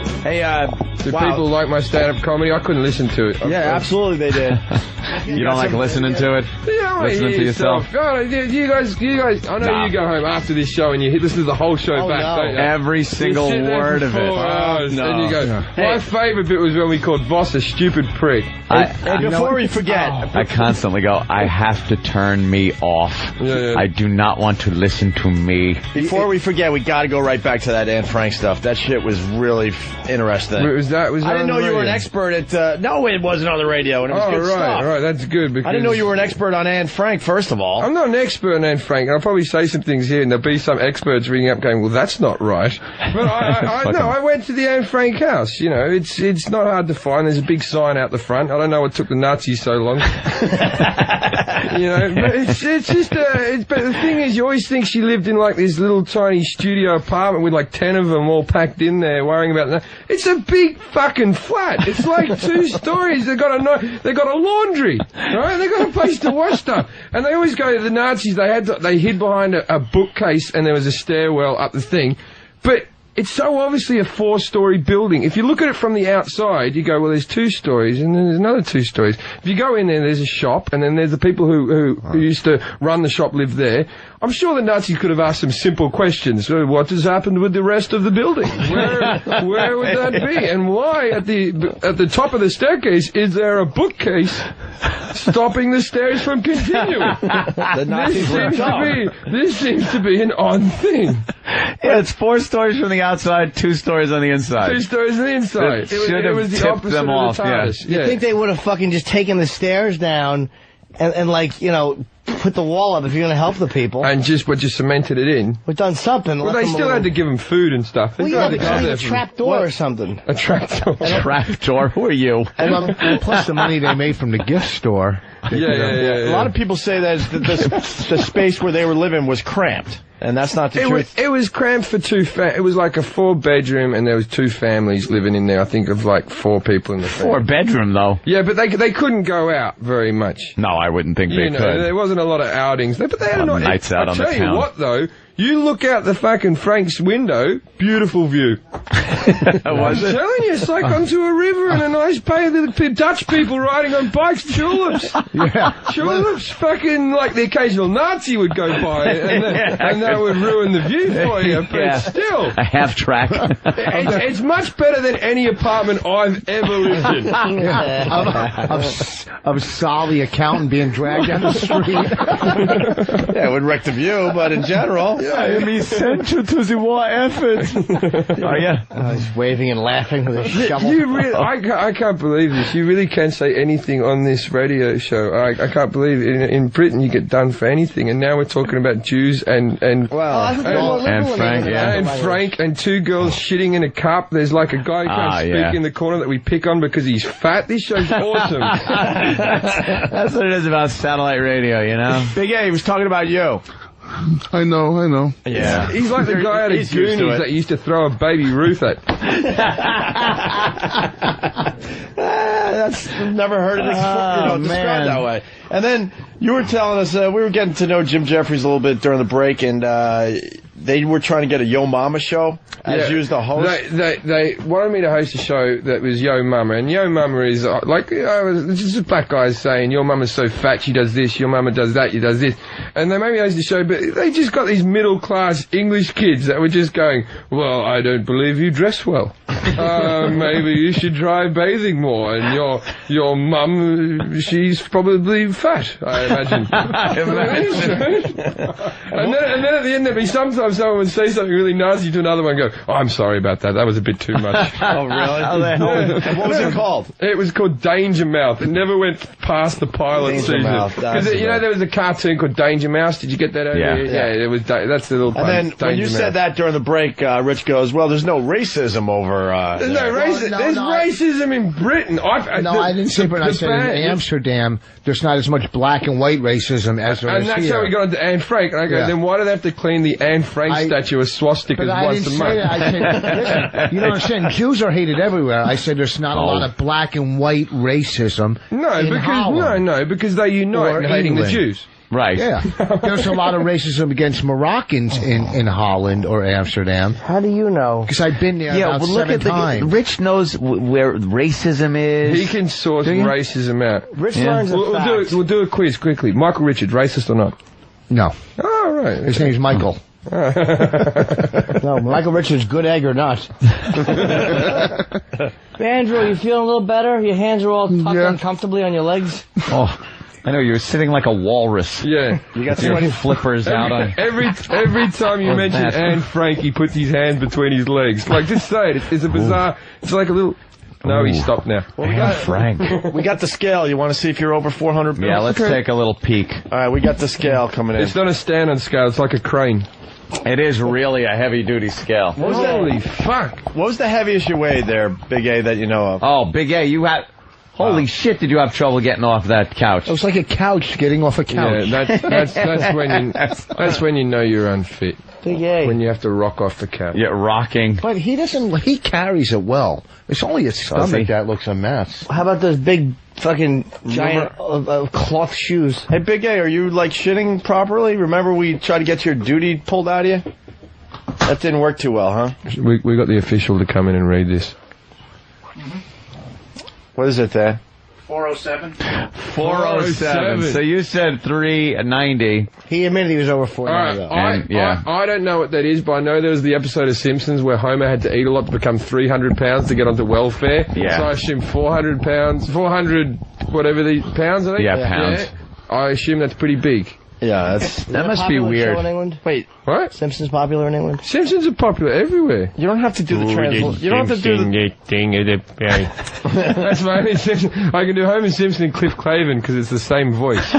So Homer Simpson, you go, oh, look, my sweet, nourishing beer the nectar. And then Cliff Clavin, you speed up and go, yeah, you know, the beer was invented in 1842 by children. I'm not an impersonator. Please don't come to my show thinking I'm going to do impersonations. He does these impressions. You think it was the real person. You think it was the real people. Oh, yeah. Julie Evans. Lee Evans is, I don't know. I'm amazed that you can't just look at Big A and say he's fat. You're like confused with the math translation. I'm just thinking that he doesn't look like he's morbidly obese. Let's say it, right? But he's still getting about. There's stairs in this building. He still made it up here. I saw him stand up. Well, that was a little rough. He didn't do any stairs. There's some women who fucking dig that, man. The chubby chasers, man. They're really into I think it's more guys into fat women than women into fat guys, but I'm sure, I'm sure there's a chick out there for you there, Big A. He looks like he's about to do a stand-up routine. One hole, two mouths. One hole, two mouths. That's what we call the bit. Fucking a hole in a wall with two mouths on the other end. And fucking, so a guy on it, two holes, and he picks the hole. Yeah. Oh, yeah, two holes. Good idea. Yeah, two holes, and have a guy on one side of the thing, so it's his choice. And Big A gets his fucking prick sucked. What do you think, Big A? It's a 50-50 shot. It's a 50-50 shot, and it's not bad odds for a blowjob. The chick's gonna be hot. Yeah, get your prick sucked. You go into the Hall of Fame if you hit 500. 50, yeah. 50. It's 50-50 shot. 50, man. Don't think of the negative aspect of what might happen. Think of the positive aspect. You could be getting sucked off by some... Don't think half... you not? Don't think half empty. Either way, you're gonna orgasm. That's right. So the bottom line is, either way, the finished result is you shooting a load not on your stomach. You know what I mean? That ball bag, it's gonna look like a wrung cloth. You're gonna drop down to 398 pounds. Yep. That's 7 pounds of cum. I got it. I did the math there, Jim. 9 pounds. By the way, Big A, you weigh, how many stone? 29.07 stones. Jesus Christ! You weigh a driveway wall. Now he knows. Jesus Christ, he's 29 stone! Now he's freaking out because he knows it's stone. Hell, man. That's what I'm getting at. My mother's 24 stone and walks with a cane and is depressed all day. Now he knows. That's so funny because he finally can put it in perspective. You might need your eyes checked, Jim Jeffries. No, he's fucking massive. 29 stone. He should be dead like 7 times. Sorry, man. He looked sad when I said that. He'll just look like that every so often. That is an odd thing, though, because it's like someone saying, how much does he weigh? Oh, he weighs $400 to us. And we'd be like, what the fuck does that mean? It's like $400. I can't understand how much that weighs. But to him, when we say, 400 pounds, he's like, it's a fucking unit of measurement for money, not weight. Yeah. What's he weigh, Tuesday? And then when you find out, it's like, what does he weigh? Tuesday. He weighs Tuesday. Don't you understand how big that is, you idiot? Very funny. He's also 185 kilos there. Yeah, that's a lot. That's a lot, right? That's not in the healthy arc. No, that's not in the bit where the doctors say, yeah, you're a bit overweight. Yeah. You could do with losing some weight, a little weight. That's the type of weight that even if he lost it, he'd have gross skin hanging off him. Yeah, you'd be like a bat. I was playing Kansas, they put me on Good Morning Missouri, and I said the word slutty, so they kicked me off TV. Slutty? I didn't think it was that bad a word. All I said was, they said, how was your Halloween? I never celebrated Halloween before. And I said, I thought I was going to see a lot of people in scary outfits and get scared. I didn't see any of that. I just saw a whole lot of chicks wearing slutty outfits. I got aroused. Right? Those cunts. Those cunts, yeah. They threw me out for slutty. And then I called the host a slutty bitch, and then they know. I got slutty probably doesn't play well in Missouri. Not really. I would think, you probably get away with it here, maybe L.A., definitely Topeka? L.A. Topeka, Kansas. Topeka. I don't think they'd like that. The Midwest people. Midwest kind of like we think of England or even Australia like it's England and Australia. But then the United States, you got the Northeast, the Midwest, and they're all different types of people. You've got Britain has the greatest scum in the world. Really? The dividing class is fucking out. There's British people who think you're fancy if you got your original teeth. I'm serious. Proper scum in England. Really? You just gotta go to the sport. You watch football matches. You have to sit in soccer matches. You can't have home and away fans sitting next to each other because they'll just kill each other. Yeah. Right? And there's cops all in between. It's a violent fucking racist scum filled. I dig it, man. Thank God you guys don't have guns, man. Oh no. Well, the cops don't even have guns, which I always find weird. there's cops that have guns. Because I'm bigger than some of them, and I'm wearing sneakers. You know what I mean? So, like, I just run away. You know, what are they going to do? Stop it. That's not good. Blow that whistle. They have tasers and stuff like that. Why no guns, though? I don't get that. Because I don't either. What, no cops for the citizens, or none for the cops, at least? I don't know. It's probably a high suicide rate. The cops would probably top themselves or something. I don't know. I don't know what the exact... Probably they're afraid of getting, like, some of them stolen. Like, the second even the cops have guns, then they get, like, misplaced or ripped off, and now a few of the bad guys got more guns. Do a lot of criminals have guns over there? Or? Of course, yeah, of course. Oh, the criminals have them. Well, see, my eldest brother, he's head of the riot squad for the New South Wales Police in Sydney, right? And he reckoned, well, during the opening of the 2000 Olympics, he was laying on top of the stadium as a sniper waiting for a Monica Seles moment to happen. Sort of staring through. And he reckons he had the Australian Prime Minister in his sight. Wow. He was just doing that thing in his head where he's going, alive, dead, alive. Oh, shit. That's what you do when you're just sitting there going, this is how much power, this little trigger, and I could change the world and be all fucking, well, it's just killing an Australian Prime Minister. What's his name? Does anyone know? No one even cares. No one even knows. It's actually no one Shakespeare. cares. No, it's Arthur. Treacher. John. No. Arthur. John. Begins with a B. John Howard. Bertrand. Arthur Bertrand or Bertrand? John Howard. That it? Yeah. Here's something. Here's something. Who's Arthur Bertrand? Did you make that up, or is of course I did. Is that someone in charge of something? No. All right. He's a cunt, whoever he is. Here's a big problem I have with Europe in any way, shape, or form. This sounds cool.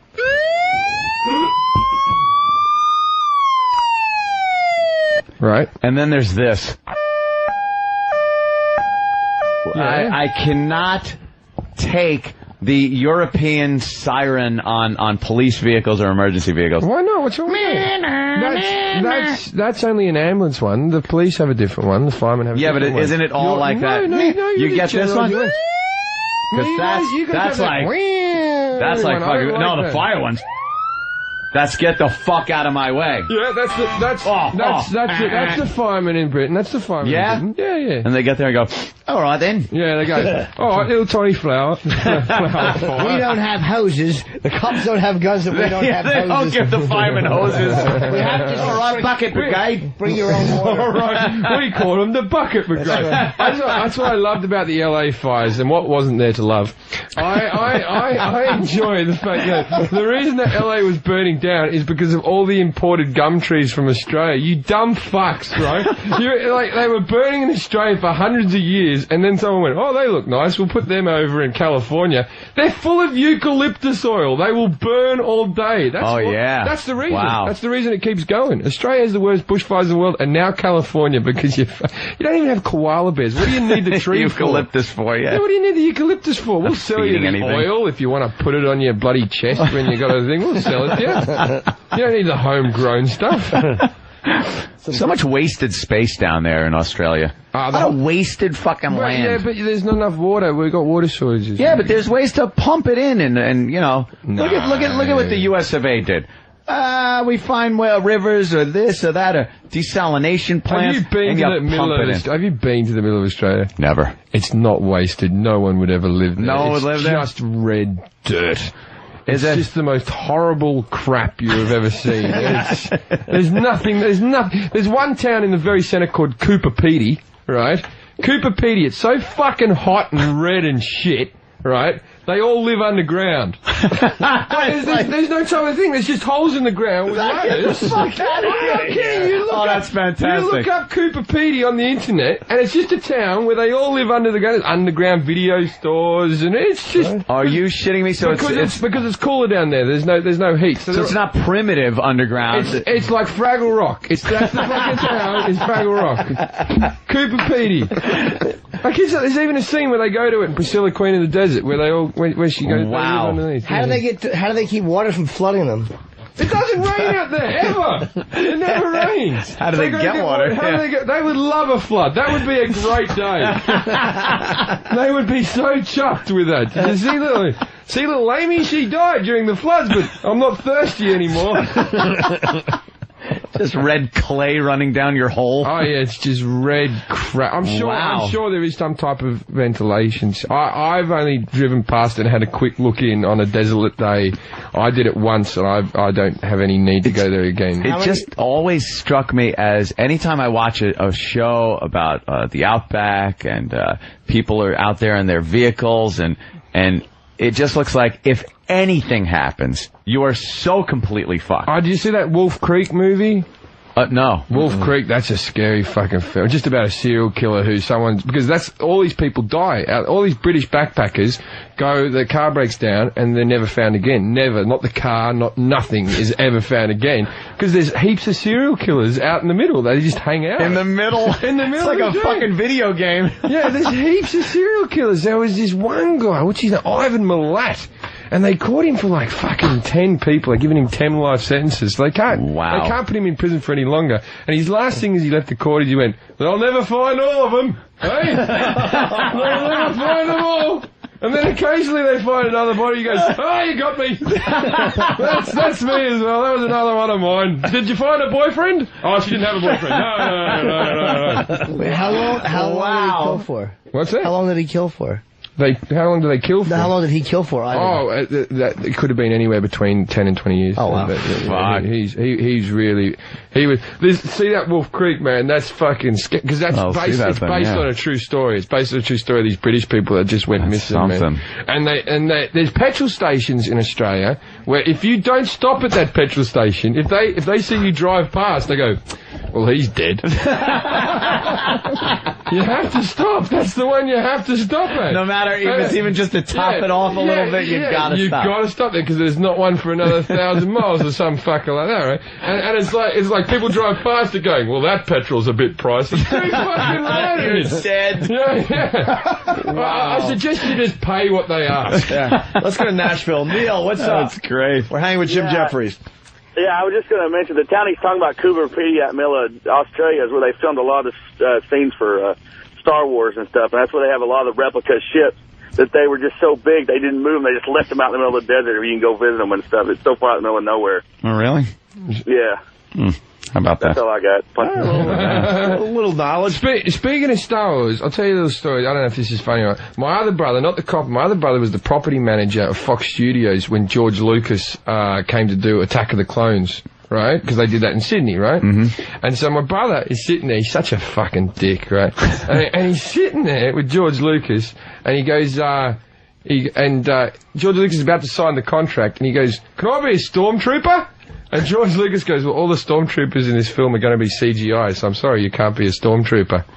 And then he goes, "Oh, is there like a bar scene like in the first film? Could I be like a bounty hunter or something like that?" And then George goes, "Look, the entire film's already cast." And my brother goes, "For fuck's sake, George, I'm giving you a good deal, right? If you watch Attack of the Clones, right, when Obi-Wan Kenobi chases the bounty hunter into the bar, there is a lizard at that bar. My brother, right? and his eyes follow the camera, like he just sort of gives it a... I know that's not good radio, but that is a true story. I have to see that now. I'll have to watch for that your part. Brother. What a tool.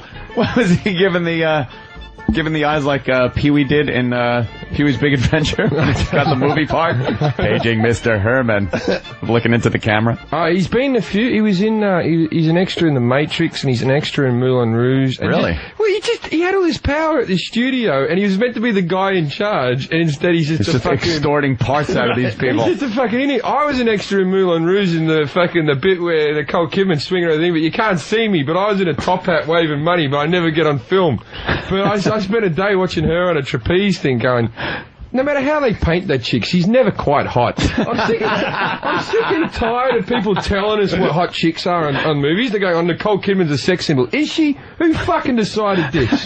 Is that weird looking pasty skin ginger bird a sex? And like, just like, have you seen like that movie? My girlfriend's a superhero or something that Ivan Wright. It's a piece of my ex super. Yeah. Stop telling me Uma Thurman's good looking. She's fucking not. Her eyes are too far apart. She's got this weird fucking head. She's about 45 now, right? And she's in these films, and people are going, "Oh, she's the best looking woman I've ever seen." You can't can't fucking polish a turd and tell me it's chocolate. You're exactly right, because who the fuck do they say every year has the best smile? Who? Julia Roberts. Julia Roberts. Oh, she's got the greatest smile, and you see her smile now, and it's just like she's getting this picket fence thing going with her teeth, and her lips are ridiculous. They're not attractive at all. No. But people tell you, some magazine tells you that that's how it is, and you're supposed to go, oh, okay. She doesn't have a nice smile. She's cute. The sexiest women. The 100 sexiest women, and someone like, Hillary Clinton will make it on there because she's a strong, powerful woman, and that's sexy. Shut the fuck up and show some ass. Do you guys get Charlotte Church over here? You get Charlotte Church? Oh, yeah, I've seen her, She was the little kid. She's like massively famous over there. She's massively famous. She has her own Tonight Show. Not over here, but they keep on telling her she's one of the top 10. She's just this fat little piece of shit. I've met her. She's a mouthy fucking... I wouldn't fuck her again, man. Yeah, let's go to Marilyn. What's up, Marilyn? Hey, guys. I wanted to make a comment about Jim Jefferies saying about the movie Wolf Creek. Yeah. It's a really good movie, actually. I saw it. It's one of my favorites. And I'm not going to give away the whole movie. Well, but there's two girls and one guy. He kills the two girls and the guy gets away. I'll give it away for you. No, well, the girls wake up, and they're more concerned about trying to find everybody else in their group. And the funniest part about it is the guy wakes up, doesn't even look, and he's like, fuck this, I'm out of here. Yeah, did you see those birds? They were English. He didn't want them. He was just trying to, if you're going to save your own life, if they've already been serial killed, I think one of the girls was already dead by that scene in the film. They cut her spine out so that then he rapes her, but she's got no sensation. She's just a head. Like she's now like a quadriplegic, and so she's awake during the whole thing. It's a great film. Wow. Documentary? Fucked up. Hey, let's say hi to John in Jersey. John.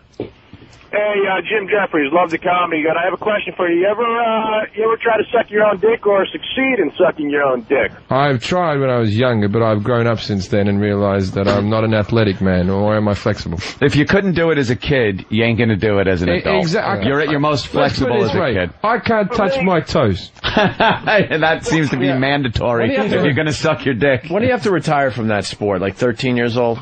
Not probably. When does your body change where you just can't throw the curb? I would think 16, you got to try to stop sucking your own dick. I thought it was last night. Because at that point, by 16, you still might be nimble, but you'll have that strength to maybe, pull yourself over. You'll have better abs. Does anybody know anybody that's ever done it? Seen it in movies. Yeah, Ron Jeremy does it. Ron Jeremy's done it. And he doesn't bend that far. Seen it in movies. He just sort of ducks his head down a little bit. You like a fucking... Yeah, he makes himself come and fucking... Yeah, he's fucked up right there. He's a good guy, ain't he, man?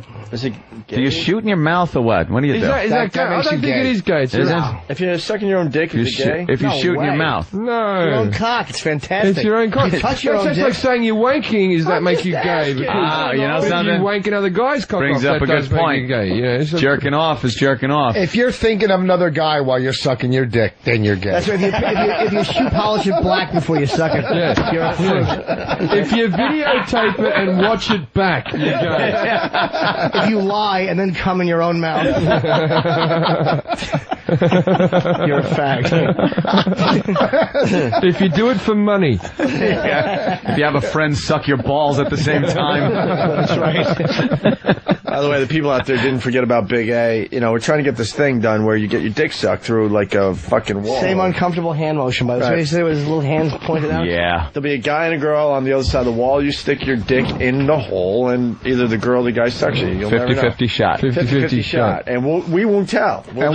We'll just flip the coin and then just tell the person... No, we give him the choice of a hole. Yeah. He has complete control. They go to their knees. Yeah, so he can just... So you have complete control. It's like in Flash Gordon when he puts his hand into that hole thing and he could... It's an old film. And we'll let you plug any buffet. Right. Well, this is a long way to read a couple instant feedbacks, but someone from their cell phone writes, "We saw his cock. How thin is this wall?" Oh. Tissue paper. Well, funny you should say that. Mark C. from Jersey, his fucking baby dick wouldn't reach through a piece of paper. Forget a wall. What's wrong with that dick? Your dick is fine. I think the wall needs a shelf coming out with something for him to rest his gut on top of. Yeah. So he can get like as much leverage in there as possible. Like, as much dick. So maybe if we have them in cardboard boxes so he could stand above or something, or, you know. Andrew's, how big is your average penis? I think it's average. What size? What size? Don't say you don't know. What size erect is it? What measurement? Guess what? In stones. Yeah. It's a Wednesday cock. It's Wednesday. What is it?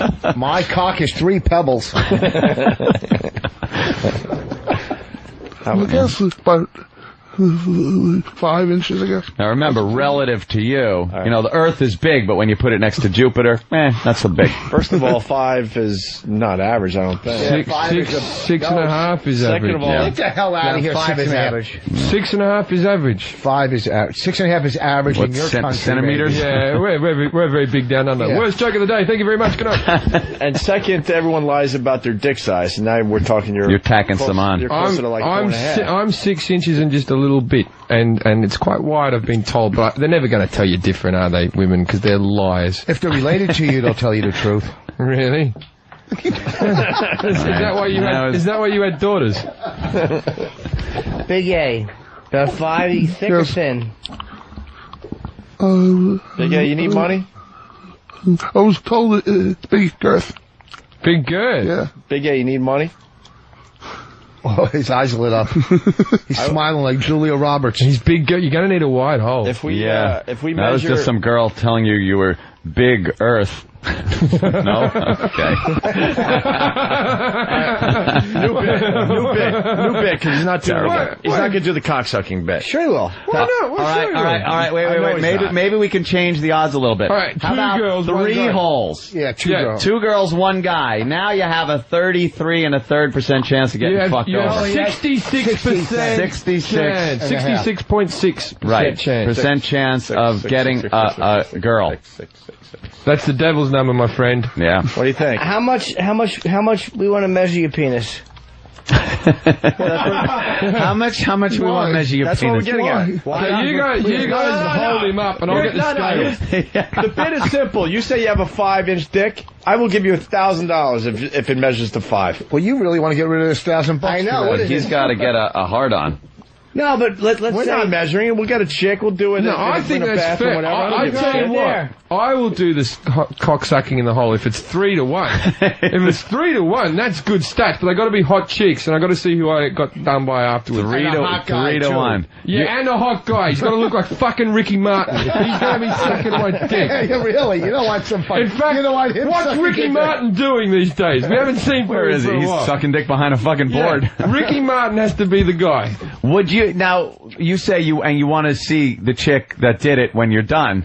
What would you want to know? I'd want to know. You stick your dick in the hole. There's 3 holes. 2 girls, 1 guy. You get a blowjob. You come. It feels great. You think it's fantastic. You want to know. I want to know. What if it was the guy and you're like, that was a great blowjob? I'm running short of material at the moment. This is right up my alley. Look, you're going to be in town for a while. Don't make us go with this. I'm back on tour in this country in March. You have a lot of time to plan this. I will be back. It's not that hard to drill a hole. But I tell you what, I want a contract, because if I get behind there's 3 guys behind that wall or something, I'm fucking suing. Right. I've never sued couldn't possibly have that. You have to be fair. There'd have to be 2 real fucking smoking hot. He can't be the guy. No. I will know if there's a stutter on the end of my dick. Hold on, Big A. We want to measure your penis. It can be soft. It doesn't matter. Who's going to measure his penis? Well, there's a girl out there. Will she measure it? A soft is not going to get the job done. That's going to be way less than 5. Oh, yeah. We're just curious, soft. I want to measure. I'm curious. Do you really reckon that still goes up? Come on, let's be honest. Get him hard. Big A, how about you just pull your underpants out, and then Jimmy can take a peek. I don't want him to take a peek. Just to see what. Just give us a look at it. Do you want to get him hard? Put a roast beef on the table. Have you lads seen it before? No. I think we sorted it when he got a handy through his underwear. Like through his underwear leg. You definitely got. Did he come? No, there were issues. that day.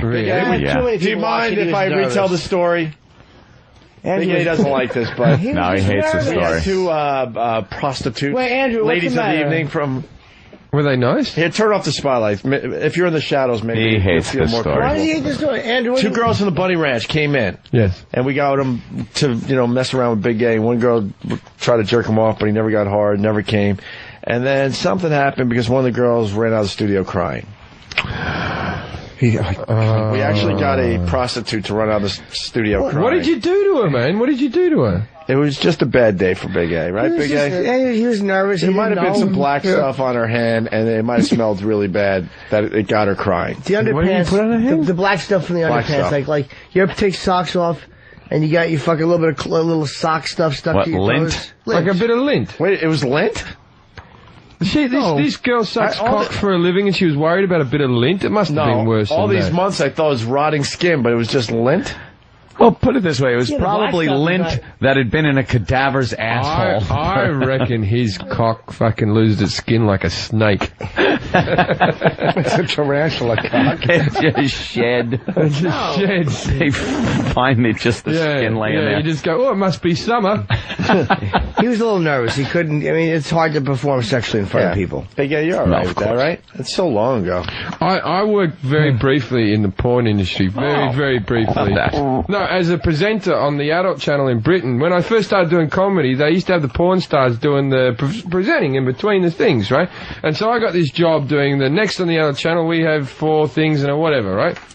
And I went on the set of one porn once where they had celebrity lookalikes fucking, right? And it was Britney Spears and Eminem, right? And they couldn't get a guy to look like Eminem, so they just put him in a regular hockey mask and dungarees and gave him a chainsaw, right? Between shoots, they're trying to keep, this guy's trying to keep hard, like while they're changing the set, right? I'm standing up in the corner, he's wanking off, he's still got the hockey mask on, he's wanking to stay hard. And he looks over at me and he goes, "Hey Jim, how'd you get into comedy, mate?" And I went, I did some open spots in bars around Sydney, this way. He's still wanking and he looks at me and he goes, "I don't know how you do that, mate. That's got to be the hardest job in the world." But he never stopped wanking, not for a fucking moment. Like, don't fucking talk to me. Small talk. Jacking trying off. to stay hard. Did Brittany look like Brittany? Yeah, she looked alright. It was a girl called Katrina Clark. If you look her up on the internet, she was the porn, but it's British porn. Because I remember I was getting paid £700 for the day for all the links, right? And I had a little hissy fit because they had me there from 6 in the morning till 6 at night, and I had a little temper tantrum and just went, "Oh, for fuck's sake! I'm a professional fucking comedian. I don't need to be here all day. They said it would take 3 hours. 700 fucking quid, £700. They could all go get fucked." And then the girl who took it up the arse looks at me and goes, "I only got 300. And I felt really bad. And then I thought, fuck it, I got 700 quid in my pocket. I might buy the bitch for the weekend. Is British porn? I don't think I'm endearing myself to all of America this right is now. great. What, are you shitting me? Our listeners love you. Is British porn that much different than American porn? Well, the thing is, I like American porn because at least with the accent, I can assume that they're classy, sort of, hey, fuck me up the ass. That's really good, like, oh, it's sexy for me. But then the British porn, I know exactly where that slapper's from. I mean, their accents are so real. It's like, all right, do me up fucking shit. That's fucking great, that is. That's fucking awesome. Right? And you just go, that's not sexy. I think that girl might be from Liverpool. Plus, they're not cut, are they, over there? What? Not I'm circumcised. All Australians are circumcised during the 70s because of sand and heat and stuff, right? Yeah, the red dirt. Yeah, no, they've got that sweaty hood on the top of them. That's fucking. I tell you what, British chicks, man, when they see a circumcised cock, it's a novelty for them. They like they look at it. They they like it. Yeah. Yeah. So Big A, we'll put a British girl on the other side of the wall. Are you clipped, Big A? Yes. Oh, really? Think about it. You really enjoyed that gum. He would have been really heavy if he kept it. Yeah, right. Big fat foreskin. Yeah, if he had that big fat 5-pound foreskin thing it'd weigh hanging about up the top, 8 like a stone. great big calamari ring that you could fit around your head. Wow. Looks like. I'm never gonna eat calamari. It's like giant squid melted, pulled out of the fucking ocean. You do the prostitutes, Jim? What's that? You do the prostitutes? Do I do prostitutes? I have done, but I don't do any on a regular basis. No. No, well, it's illegal in this country. Well, that's what they say. I have done in Amsterdam because, you know, I'm a tourist. When you work in the clubs in the States here, are girls hitting on you after the show? I've had a bit of sex since I've come to this Have you? town. Yes. Yeah. I've had a little go. In New York or on the road? Not in New York yet. During a Delirium gig, I went straight out with my management and agents and stuff like that, and so I didn't get to see anyone after the gig. I thought I could have gotten laid down, but see, the weird thing about Dennis Leary is, right, did you notice, right, that he used to be, when I was young, he was like this hip, sort of like dangerous comic. Now, because of Rescue Me, he seems to be like a 40-year-old fat woman sex symbol. He's like 50 years old. It's just like when we left, there was all those women waiting at the stage door with photos just like, I love you, Dennis. I love you. And it's just this fat fucking piece of shit that looks like him in a wig, right? And just getting things. No, you're not a piece of. You're a good Wait guy. till you do an O&A show. At least they were women. Dennis Leary was saying from the stage that he's looking more and more like an aged lesbian. An aging lesbian. I think he's a good-looking comic. He's 50. But he said that. He's cut. He's got good-looking hair, man. He's talented, man. I mean, besides by the way, on the woman thing, first of all, I haven't been laid in New York. If any woman wants to lay me in New York, they'll put a picture of me up on the website, or just go to my MySpace page and come along to the show this evening. Don't do the picture. Let him hear your comedy, because that's, you know. Jeez, that's a nice backhanded compliment. Yeah, but they have listened to me for like 2 hours already today. The girls like humor, but then when they put your face Are to you your saying humor, he's ugly? No, I'm just saying. Girls like humor. I'm complimenting them. I mean, you asked Dave from Tennessee. Hey, good morning, guys. Hey, Dave. Rich, why was the first question you asked about British porn that the guys are unclipped? Because it's so gross. If you're going to watch porn... Rich is a fucking Peter Pumper. Rich likes looking at a nice cock in porn. And you sat and stared at the old man's cock for 15 minutes. No, I was staring at the whole situation. Yeah, and the whole situation. Pondering that situation. All based around the one cock. No. For me, it did. It was the whole... Rich, it's my favorite porn cock star. for a little extra drugs. Drugs. Back in the day, you dressed up for your drug dealer because you knew he liked you. And let's not go down that off jean shorts. Let's not go down that road again. Here's what I'm saying. If you're going to look at porn, you don't want... it's getting old, right? If you're going to look at porn, everybody you want to see a nice cock? You want to see everything. The whole show wants to be. You know, you want to see the helmet. You don't like to not be able to see the cock helmet. Yeah, I got to see cock in porn. I'm not interested. Just straight lesbian porn. I'm not interested. I got to see cock. I told you before. Yeah, Rocco Siffredi's the best porn star in the world, man. Yeah, he is. I agree. When I go to porn, Nacho's good. He's too. the best. When you watch Rocco Siffredi, there's a little bit of your brain that goes, "She might die." When you look at porn on the internet, you go to girls sucking guys' dicks. That's more exciting than two girls getting down, don't you think? I like to see a girl say, I like to see like one girl and like several cocks in the thing. I like to see her being destroyed. Really? Yeah, that's my thing. I tell you what, I've had threesomes and stuff, right? I once had a threesome with 3 girls. That was definitely one girl. That's for foursome, right? There was 3 girls there, right? It was one girl to me. It was like fucking spinning plates trying to keep everyone happy. And one of them, it was sort of involved in the deal that the fat friend came along, and I was like fucking humping the fat one and just staring at the good-looking one in the corner. It was one of the most disturbing moments of my entire life. What the fuck is she doing here? Yeah, but you have to. You can't just go, no. You have to... That's a trooper, man. You pull out and come on the fat one. Yeah, angrily. Yeah, I was taking a lot of coke back then. I haven't for a while since I've been in this country.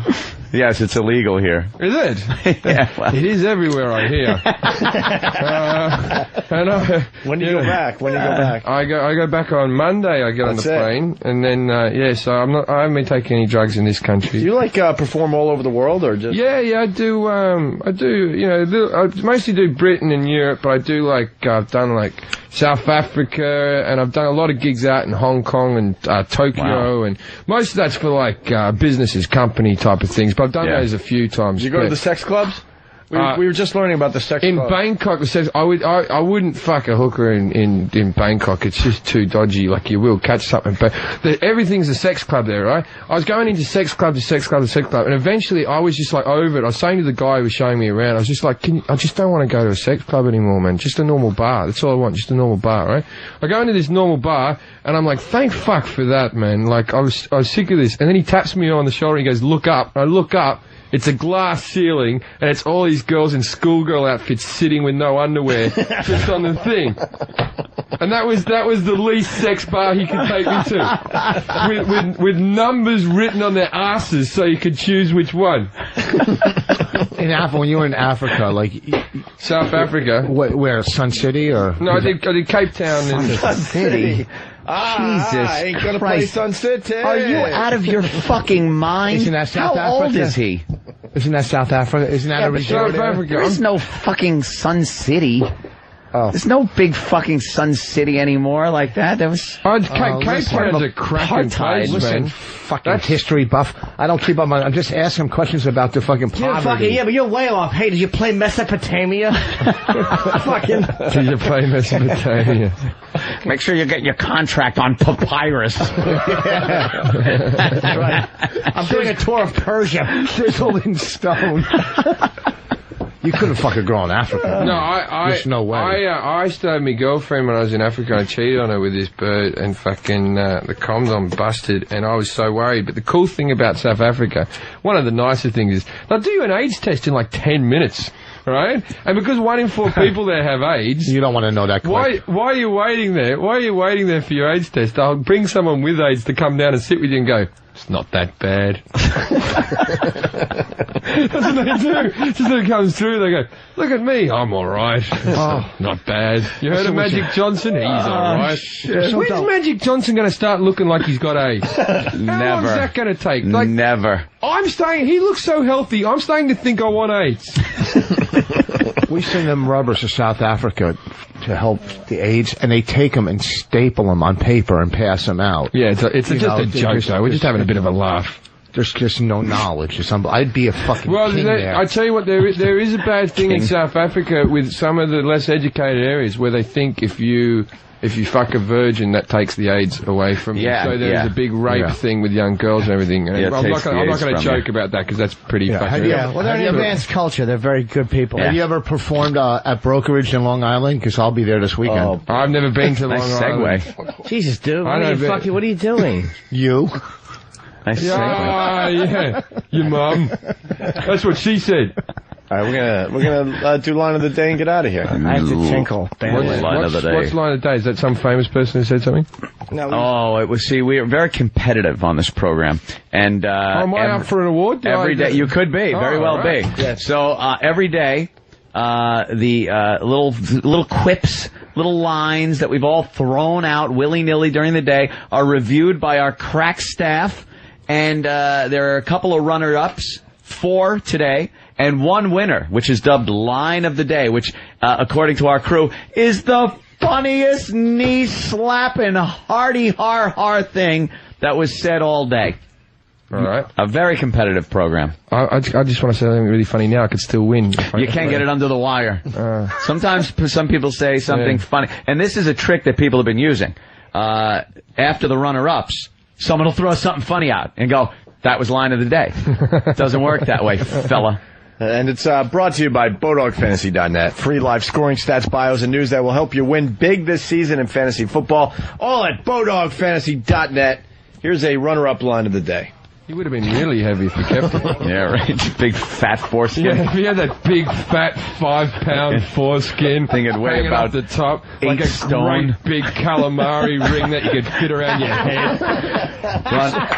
Runner up. Thank you. You got a runner up so far. Right, how good must these other lines be if that is the 4th last one? That's 4th runner up, man. Wow. Let's play another one. Another runner-up line of the day. Oh, we didn't hear you. What was that? Could have been a good one. You said there's nothing worse than the F word. I go tell dog that. We heard you.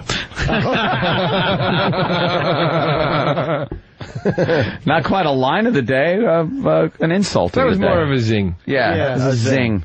All right. Any abuse of Rich Vos, though, deserves some Big A, credit, any plugs? Nothing much, no. Oh. I have no plugs. Ron and Fez at noon? No? No Ron and Fez today? Why aren't you saying anything? Yeah, what? You don't like those guys anymore? What happened? What'd they do to you? Nothing. Biggie, what happened? What happened? What happened? What happened? Nothing. You have a falling out? Oh, not at all. Oh, wow. Wow, is he twitching? Why are you nodding your head up? Really? No, You're like nodding your head up and down. I got to call him like I see him. Who was it, Ronnie? Ronnie jumped on you?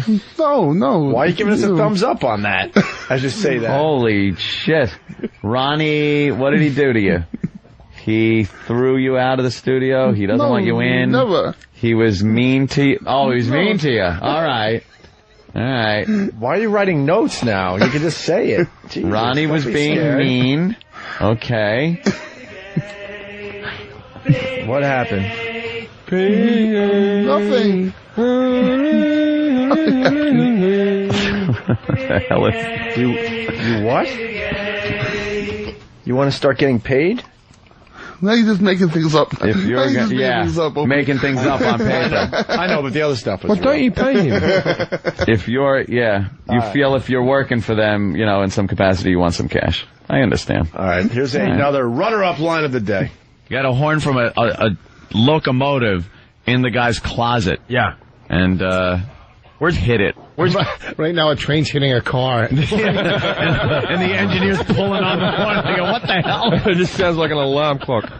That was a funny little tag on that no one really picked up on. The whole juxtaposition of train horn and alarm clock. How silly would that be? Ring. That was good. We'll give that one to Vos, though. That was Vos. Yeah, that was Vos. So we've all had one so far. Okay. Three. Go. One more runner-up line. Ooh! You see your golden years being spent growing old together, and here he is dipping it in a nursing home. Yeah, but this guy, he's also in love with the dresser, his lamp, and breakfast. What beat that? Runner-up. That was my favorite. Nice. I'm not disputing. I'm happy I'm included. Jim Jefferies, Caroline's tonight, tomorrow, and Sunday. I highly, highly recommend you go see his comedy. He's amazing. And as far as Vos is concerned, he will be watching me at the Borgata January 18th and 19th, Martin Luther King's birthday weekend. Get tickets at Borgata.com in Atlantic City. All right. Brokerage this weekend. All right, guys. Flannery's Friday. Brokerage. Belmar. I'm very excited about the winner. Here's your line of the day. Oh, my God. What does All right. That was a clusterfuck. Look at that guy on the chair. What happened, E-Rock? What'd you do? Oh, now they're pelting him with paper. E-Rock, what did you do? Nah, I don't have my original settings here, so it no, what did you do wrong? I hit the line of the day too early instead of it being automated after the... They're throwing shit at him. All right, give it another shot because you I like this first attempt at an excuse. My settings aren't properly calibrated. What did you do? I hit it the wrong time. The board was set to competent, so it was completely foreign to us. Up top. Yeah, you got to set that board to beginner. Go ahead, E-Rock. Do it again. You'll be fine. Line of the day, go. Deja vu. A lot of pressure. Line of the day, line of the day.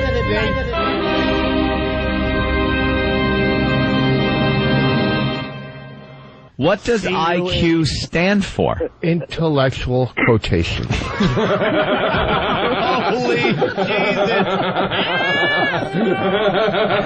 That's the line of the day. You said it so earnestly as well, didn't you? You really meant He felt good about that. All right, we got to get out of here. Jim, it was a pleasure. Thank you. Absolutely, man. Thank you very much. fun. Thanks. If you want to come back, Very cool. Want to come back tomorrow, you're more than welcome. We're here. Yeah, anytime. Opie and Anthony. Of course, Jim Norton. Louie C.K. Louie, where are you playing? Long Island? Long Island, the Westbury North Fork Music Hall? Thing place? It used to be the Westbury Music Fair, they called it. And then it was the tent for a while. Was it? The music tent, and now it's the hall. I don't know. Now it's, the North Fork Bank. The Long Islanders Center. know. It's on Saturday. They know. And it's in the round, right? I think so. I think we're... I don't know. I don't know if I'm, like, rotating in the round or something. Yeah, you are in the round. I think it rotates really slow. The stage rotates real slow. Yeah, that's I saw Bob Saget there. Yeah. And he was making fun of some old lady that was at his show. And he had to keep pacing like... No, and then all of a sudden, like, his perspective, because like you just said, the stage rotates so slow that you don't even think it's rotating. Mm-hmm. So what was hilarious, he wanted to go back to the old lady to make fun of her again. And he's pointing, and she's no longer over there. She's now behind him, and everyone starts laughing and yelling, she's now over here. And he was so confused. Because you have no idea that thing is slowly rotating. No. And you got to concentrate on what you're wearing from the back also. Yeah, exactly. Because, usually you get up there, you don't care if you're baggy pants, hanging ass, whatever. Yeah. Now you got to kind of look good from all around, 360. Yeah. I usually have caca on the back of my pants. I saw Yes in the round once. Caca. Really? How were they? It was Yes. In the round. They're not many better from behind. It was they're great. It's not like when you see the back of Yes, you go, oh my God, that's what all the hoopla is about. What I was missing. It was a 3-hour show, and they played 4 songs, so it was terrific for everybody. I've actually done that gig, the Westbury Music Fair. I didn't headline it. Actually, I did it years ago, 2002. But I was no, in the round. I didn't in the round. No, you didn't. No, Lou, I was the closing act.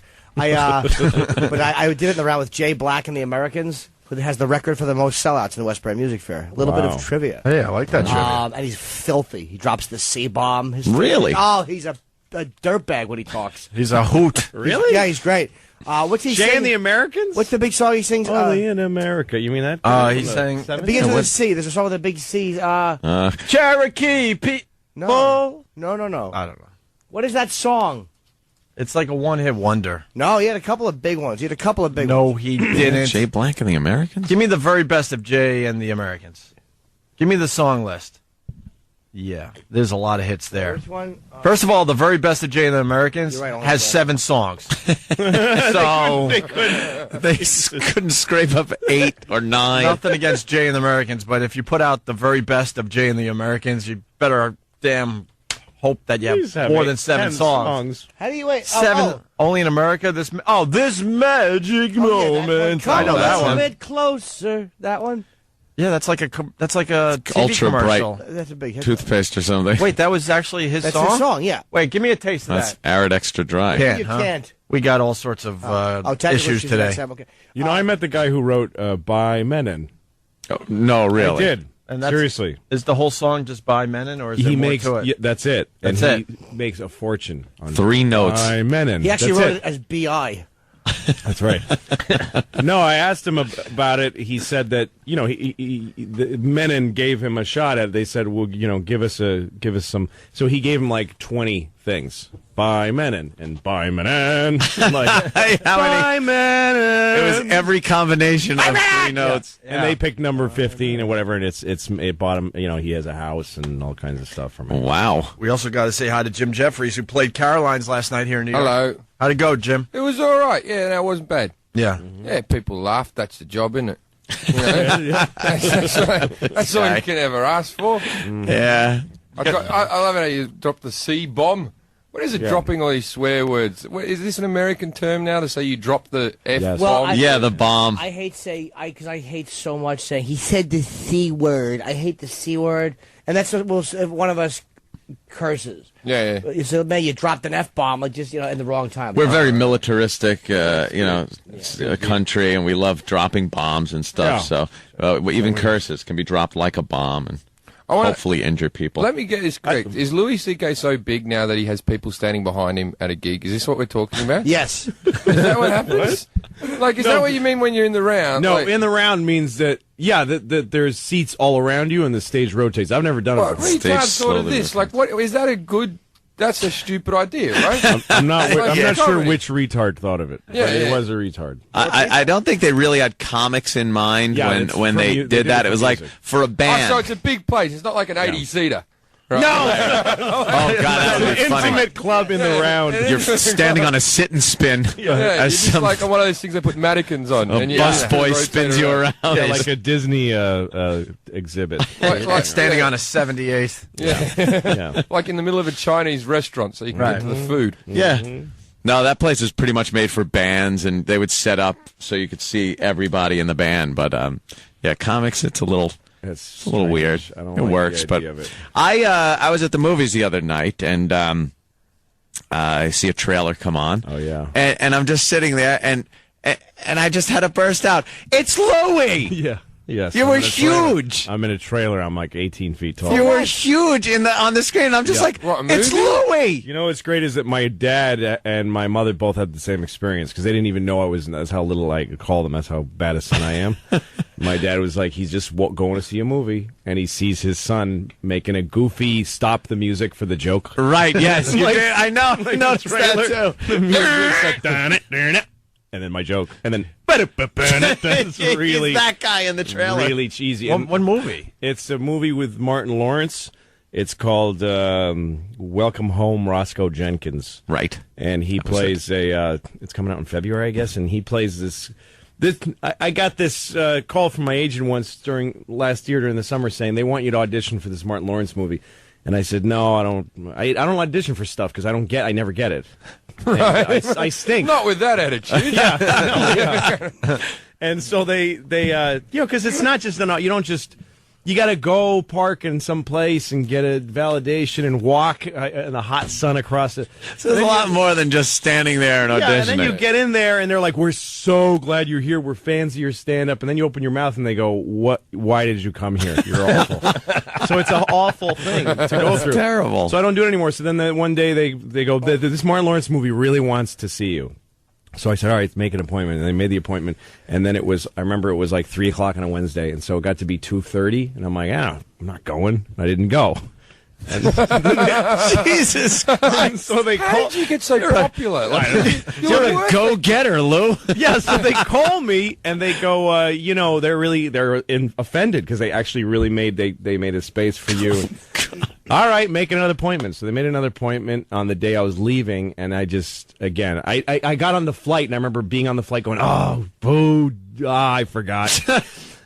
And then I get to New York, and there's a script of the movie waiting for me in my apartment, and with a note, please put yourself on tape. There should have just been an FU note. Yeah, just but they want me to get. Screw. I'm certainly not going to go get a video camera, set it up, make my wife talk like Martin Lawrence so I can audition for this movie, and then send it.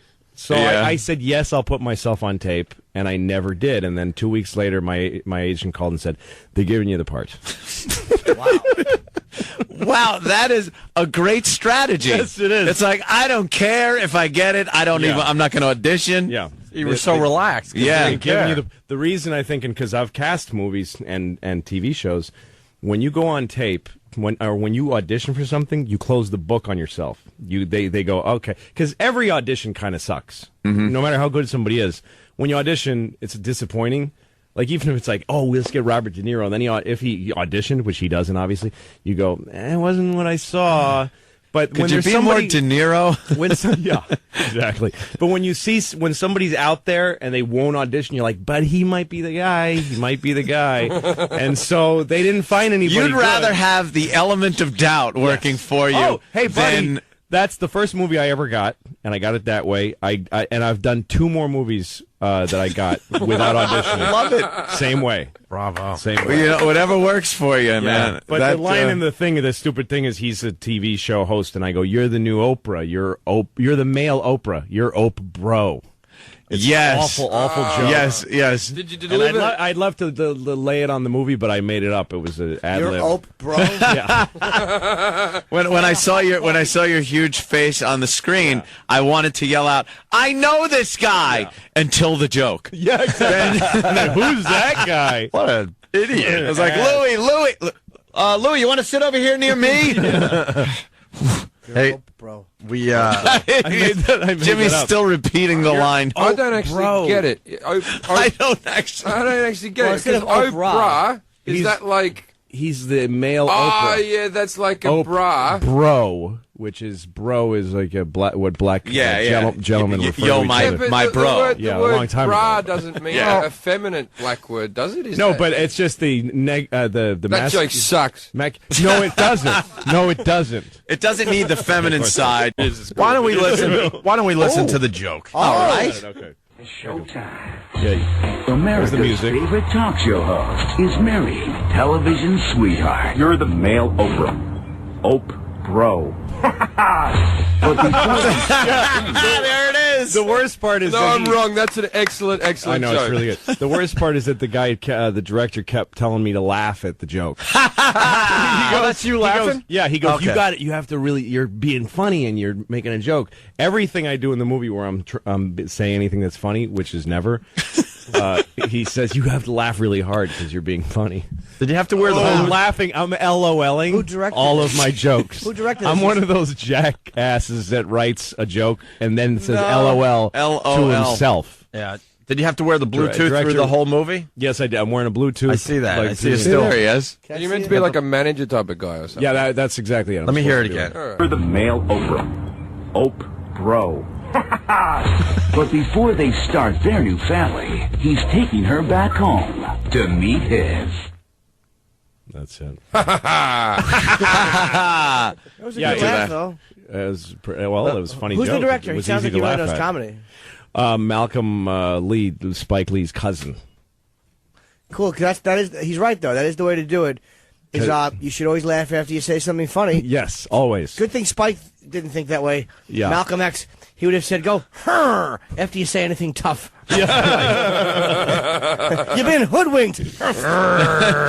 Hoodwink. Let's go to Jared in Boston. Jared, what's up?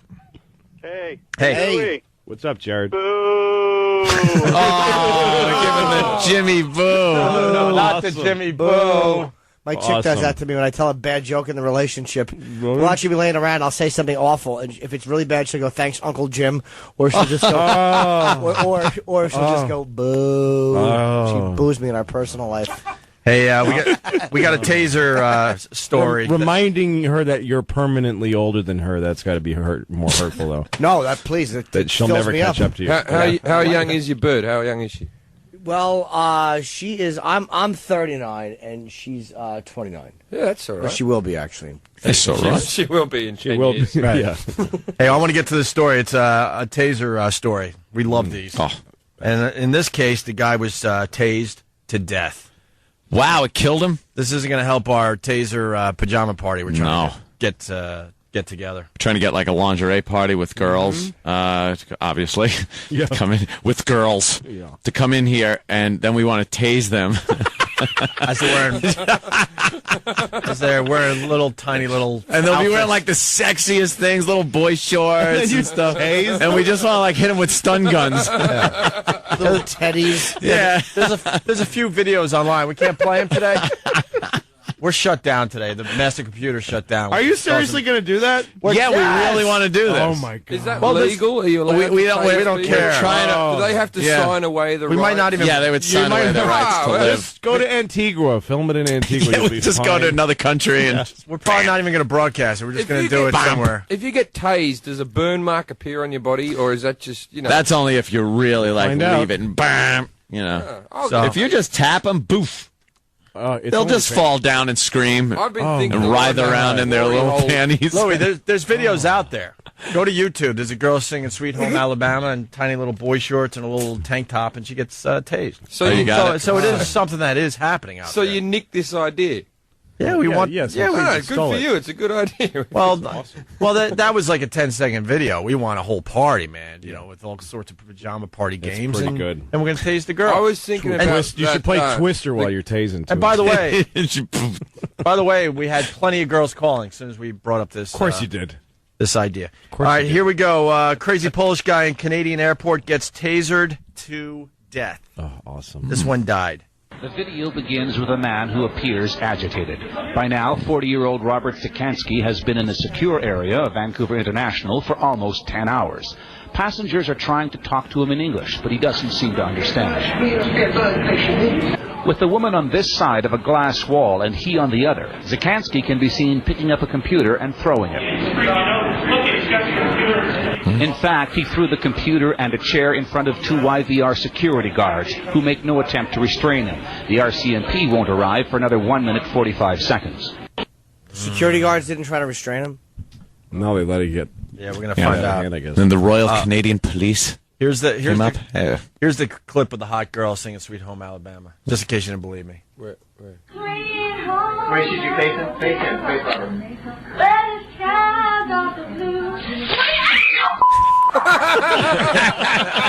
See? That's what we want to do right there. God. Do we have Happy Birthday, too? Yeah, these are really quick. Here's Happy Birthday. Happy birthday to you. Oh, good, idiot.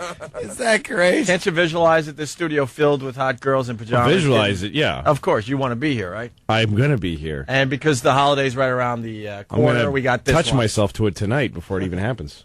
Jingle bells, jingle all the way.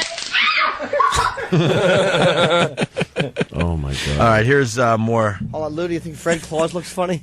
Oh, does it look fun? I mean, it's not even mine to say. It's absolute that looks funny. A hoot. I've never seen so much advertising for one film in my entire life. Oh, my God, it's embarrassing. And it doesn't look good. Well, that's why all the advertising. Yeah, exactly. They don't do that over where you're from. No. Over here, if you see a commercial for a movie over and over again, it means it blows. When I see Vince Vaughn on that big wheel in the print ad, crazy. It just cracks me up. It's like, why would a big guy like Vince Vaughn be on a big wheel? I know, that must being chased and stuff, and I laugh every time I see it. Oh, because he's too big for that. Of course he is. Totally too big for it. Oh, it's just silly. It's just so silly. Why would a big fella do that? I know. And then my mind runs through all the other little things that he can be on as yes, a big fella. Exactly. And I'm like, I can't wait to see what things they chose to put on.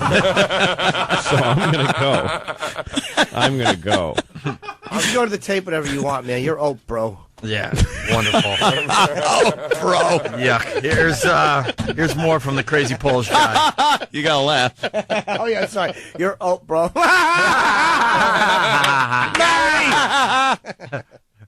Yeah, he's in a movie and we're doing a dumb radio show. I know. Yeah, we're idiots. Yeah, I got $100,000 for a week's work. So. Really? Wow. So for that joke? Yes. For that joke. So it's supposed to be 200. Tell me you do other jokes just as good. There's like 4 or 5. No, that's the best one. That's the best one. That's the best one. $100,000. He's going to have the very best of Louis C.K. He's going to have 7 jokes. That's one of them. That's right. That's right. That's going to be number one. Here's Jay Black. Good. I can tell my friends that I know the guy who says the Oprah joke. That's right. I'm going to be like the king back in England. That's right. When that movie gets released on DVD. That's what I'm going to be to black people after that movie comes back. It's Oprah guy. Hey, Oprah guy. Yeah. All right, here's more. That's going to be on my posters when I go on tour. Oprah, Louis C.K. Here's more from the crazy Polish guy. Despite 2 clear warnings that he does not speak English, the RCMP speak to Zikansky in English for about 29 seconds before they taser him. At one point just before this, Zikansky can be seen putting his hands up and walking away, seemingly in frustration.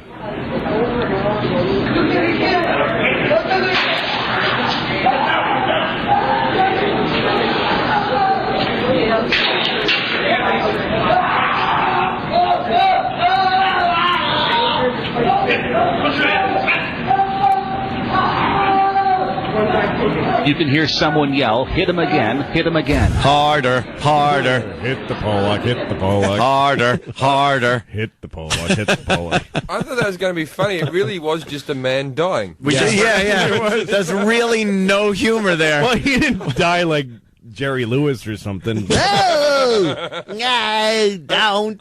The thing with the power. And he clearly said twice that he doesn't speak English. How exactly would he do that? Yeah, exactly. We just heard a guy die. Dude, I don't speak English. Yeah, stop. Here's the last. Don't of the tase story. me, bro. Don't tase me, bro. I love that. Two Don't more tase me, join in, bro. One officer appearing to place his knee on the victim's neck, and it appears to remain there even after Zikansky stops breathing. Oh boy. About here, Zakansky seems to stop breathing, and the officer with his back to the camera still has his right knee on the victim's neck. I heard him say code red. On the right of your screen, someone in a suit appears to check for a pulse.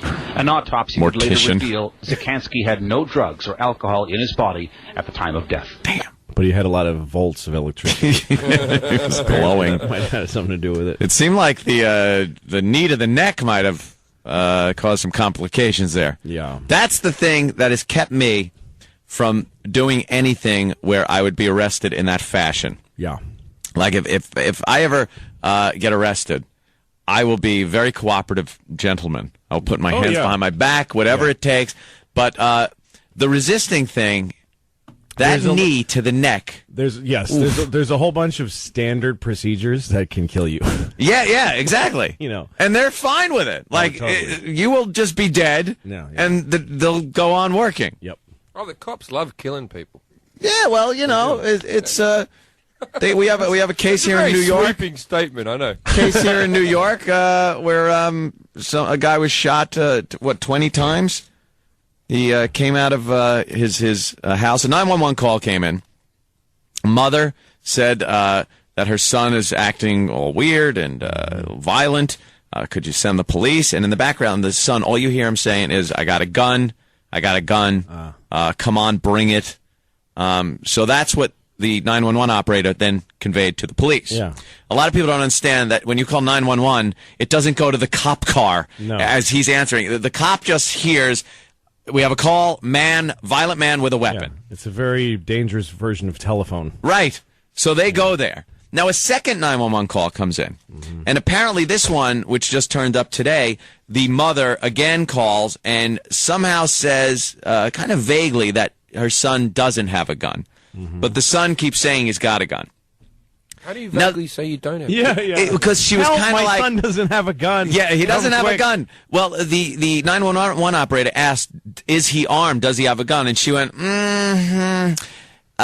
he said something. It wasn't like, no, he does not have a gun. Don't shoot him. It was a bit vague. Yeah, it was a little vague. Yeah. And that message doesn't get to the cops. They're already, they're flying. They could be there already. Yeah, it's yes or no. Right. Yeah. So he comes out of the window finally, and the cops tell him to stop. He grabs into his pants and under his shirt and pulls something out. They open fire on him. It turns out to be a brush. Yeah. It's a brush. I agree with the cops on that. I reckon kill them. Yeah. The cops were well within their right. They felt the cop there doesn't have to be a gun.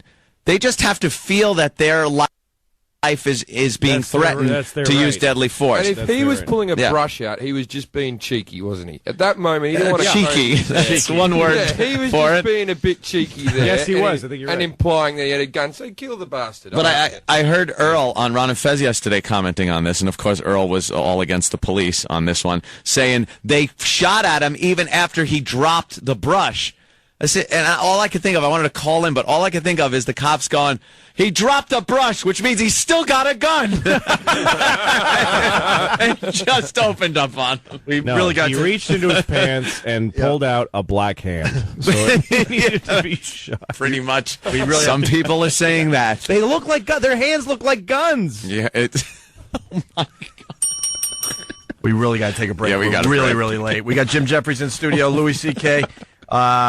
Jim Jefferies, Caroline's tonight again. Caroline's tonight at 10 p.m. And Louie C.K. out there on Long Island.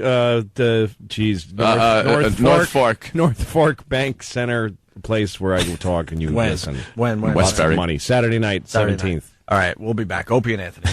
Opie and Anthony. Jim Jefferies giving us good stuff during the breaks.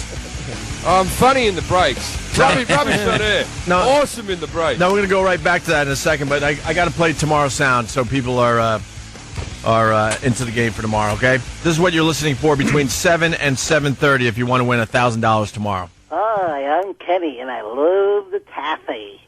Don't ask. But that's what that's what the listeners need to listen for tomorrow between 7 and 7:30 if you want to win $1,000. That sound and all the sound clips are up on onaradio.com, so you know what you're listening for. Whoever wins should spend that $1,000 to have that man killed. He could not take direction. No. He could absolutely not take direction. We're trying to tell him, punch it up a little bit, have some energy. You do a little cartoony voice, but make it loud. Okay, it was the same blah, blah, blah delivery. And laugh at it after you say it. Laugh at it, yeah. Just some, yeah. Finish with the word bro. You gotta make it clear that a joke happened. So if you don't laugh, how's the audience gonna know you're trying to be funny? They might actually think that you think his name is Oprah. Right. You better laugh. You better laugh. Yeah. Jim was talking about how the Brits are not nice people. Well, and we were just getting into it as we got back into the show. I was just saying, every time I see like American stand-up, they're always like, I went over to England, and English people are so polite. They do this, right? You people are the politest people in the world. Right? I'm getting people every day telling me to have a nice day, and I'm such a moody bastard. I'm looking at them going, I'll see about that. Don't you tell me what I should do with my day, you pompous American. Right?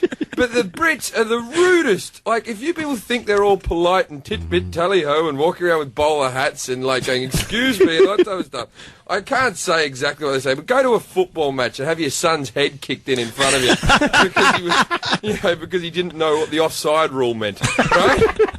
Like, they're proper rude people. And proper rude people. Proper rude. And, like, no one tips or anything like that. Their beer is flat. Do you want to know why their beer is flat? Why? Right? Like, it comes through the taps flatter because they're cheap bastards, right? They want the beer to the top. They don't want any head on it whatsoever. Right. Because if there's a little bit of head on it, that means they're losing, like, 3% of the volume. Yeah, no oxygen. They don't like ice because that, once again, you don't get as Watering much down drink the and everything, and because their teeth are so rotten, they're sensitive that they can't even drink fast. Sensitive teeth. They really nice do. Warm liquid. They really do. They scoop the ice out of the drink, and they're a horrible mongrel breed. They stink as a nation. They do, but I live there and I miss it very much. Yeah. Well, and you were talking yesterday that there's racism, but it's different. It's not the typical black white racism thing. They used to hate the black people in the 70s, right? And they had some very racist sitcoms. They call them, what's the word they use there? Nignog. Nignog. Oh my God. Is that what it's called in England? I'm not having that nignog come around my house. You know, that sort of thing, right? Wow. Are you serious? Yeah, nignog. Wow. Yeah, sounds like a drink you have on Kwanzaa. That sounds like a that used to be in sitcoms. They would say this word, and then but that sounds like a sitcom catchphrase. I'm not having that nignog around my house. All right. Someone Google a show called Love Thy Neighbour that the Brits had on in the 70s, and the show was basically, there's a white family and a black family. They live next door. How are they going to get along? Actually, isn't that where All in the Family came from, I think? No, that was Man About the House. Till Death Do Us Part. The thing is... Man About the House was Three's Company. Oh, okay. Yeah. All day in this sitcom, he would call him Sambo, Nignog, all these type of... Jungle Bunny was another... Right? Like, and you go through the whole show, and then the black guy would call him Snowflake, like once, and everyone would go, well, now it's even. Now it's okay. The black guy's had his own, everything's fine. Well, that's what I've always felt about, black... dumped? They had... What? Why were they dumping English versions of words in this context and discussion? The description of what Jim was saying has been dumped every time. Are you serious? Hysterical. Well, I'm sorry. You mean your fault? It's not your fault. Hysterical. Not your fault. There's no racism in England. Then I was speaking in context. Yeah, that's what. Be careful with that word too. It was completely in context. Yeah. And it's just... these aren't my thoughts, people. It's describing... My dad, on the other hand, that's exactly how he thinks. What the words are in England. That's like, amazing. no one would... Wow. It's funny folks, that's a bad word in England because it sounds so harmless. Yes, it does. It sounds silly. Wow, that just stopped a hilarious that's amazing segment of the Opie and Anthony show. You were on a roll too, my friend. Yeah, he's funny. He's funny. It made Jim leave the studio. He's going to march It'd down be funny the hall if people go to Tom. see him now because they take our word for it, and then there's just blank spaces in his accent. Like, no, he was really doing the whole thing on the air, and just. Well, just for the record, there's no racism in England. Oh, not even at all. I just wanted to be quite certain. There's none none anywhere in the world. None. No, It's none. all love. It is. I bet you they didn't dump snowflake. Yes. Yeah, exactly. I'm not well, talking the thing about is it. that, but the words that black people can say about white people are they can't hurt because, like, if the words that people call black people bring them back to all the terrible things that have ever happened to them. That's why they hurt so much. But you call me a cracker.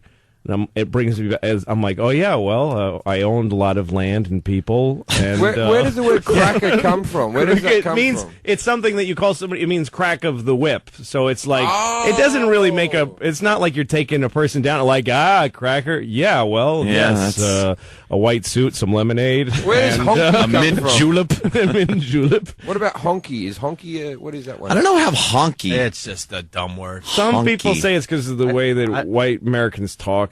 Kind of nasally, honk. Yeah. Okay. That would make sense. I don't think there's one white person that has been offended by that word.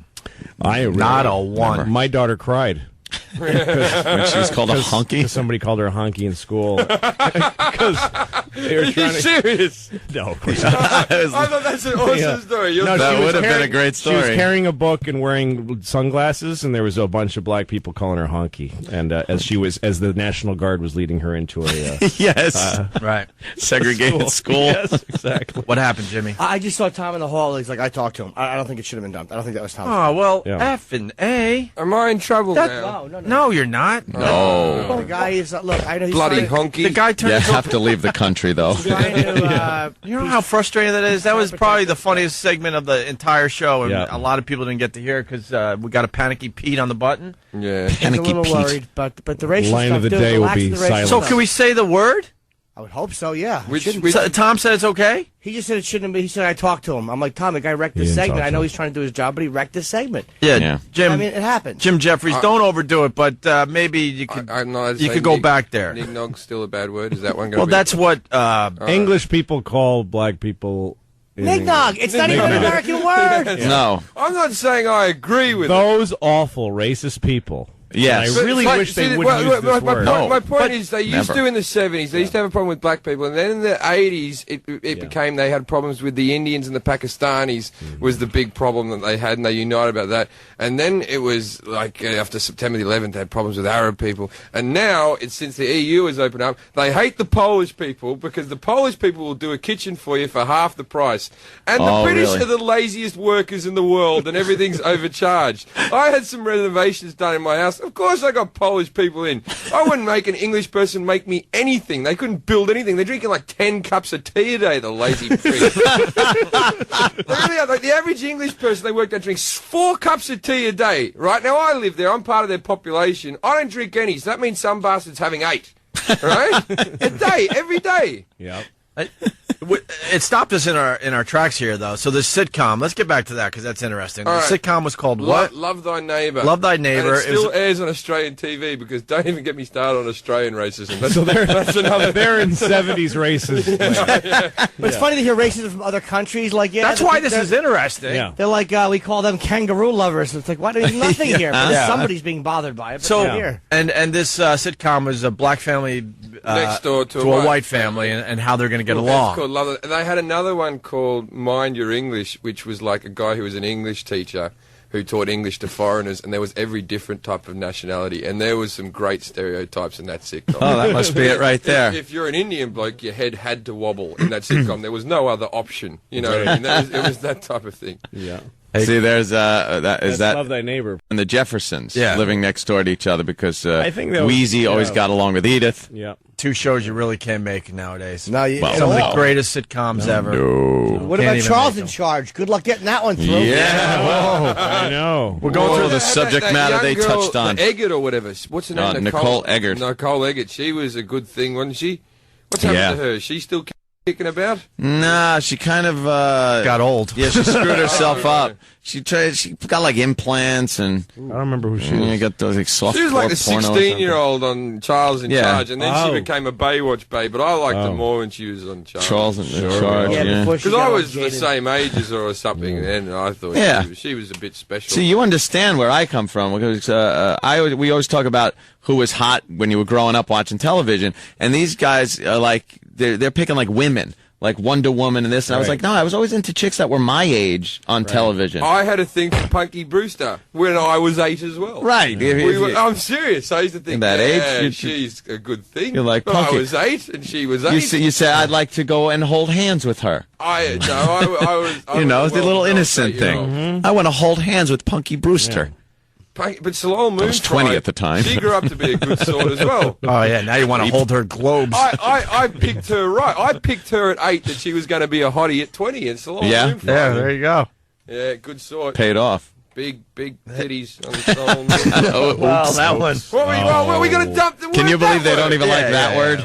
That sweet little word. Yeah, look, we're all in agreement that one's going to be dumped. When you go back to when you go back to some civilized nation, tell them the story of how we are just how afraid of words. How afraid of words Americans are. Yeah, words hurt. I wasn't being hateful. No, but even if you were, it should be allowed.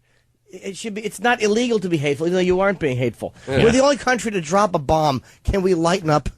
Come on. We dropped 2 atom bombs. Yeah. That was a lot of guilt. What's wrong with a lot of guilt there, Jim? A funny word for boobies. I know, and they were wonderful bombs. But also, you can say boobies. The whole thing with the yeah. You can say boobies. Yeah, because it's funny. It's silly sounding. Well, to me, the thing also that's so fake about stuff like N-word. Yeah. Is because nobody has a problem saying that. No, they use it all the time now. But it's exactly like saying the word. It's just white people getting away with saying that word. Because if you say N-word, you're putting that other word that I can't say on the radio in people's heads. You know it, and you say it in your head. So the person says, somebody on CNN says N-word, and then I go, oh, she means yeah. So she's making me say it. But they don't want you just say it. Watch where this is going to go, though. That word will be banned from radio shows. After a while, you're not going to be able to say N-word. And then TV shows are not going to say that either. Yep. They're going to have to come up with something else, and then that will be banned. And so on and is so on and the so N-word on. not banned? I thought it was banned. It shouldn't be. No, people want it to be banned. but after a while, you're not going to be able to say literally.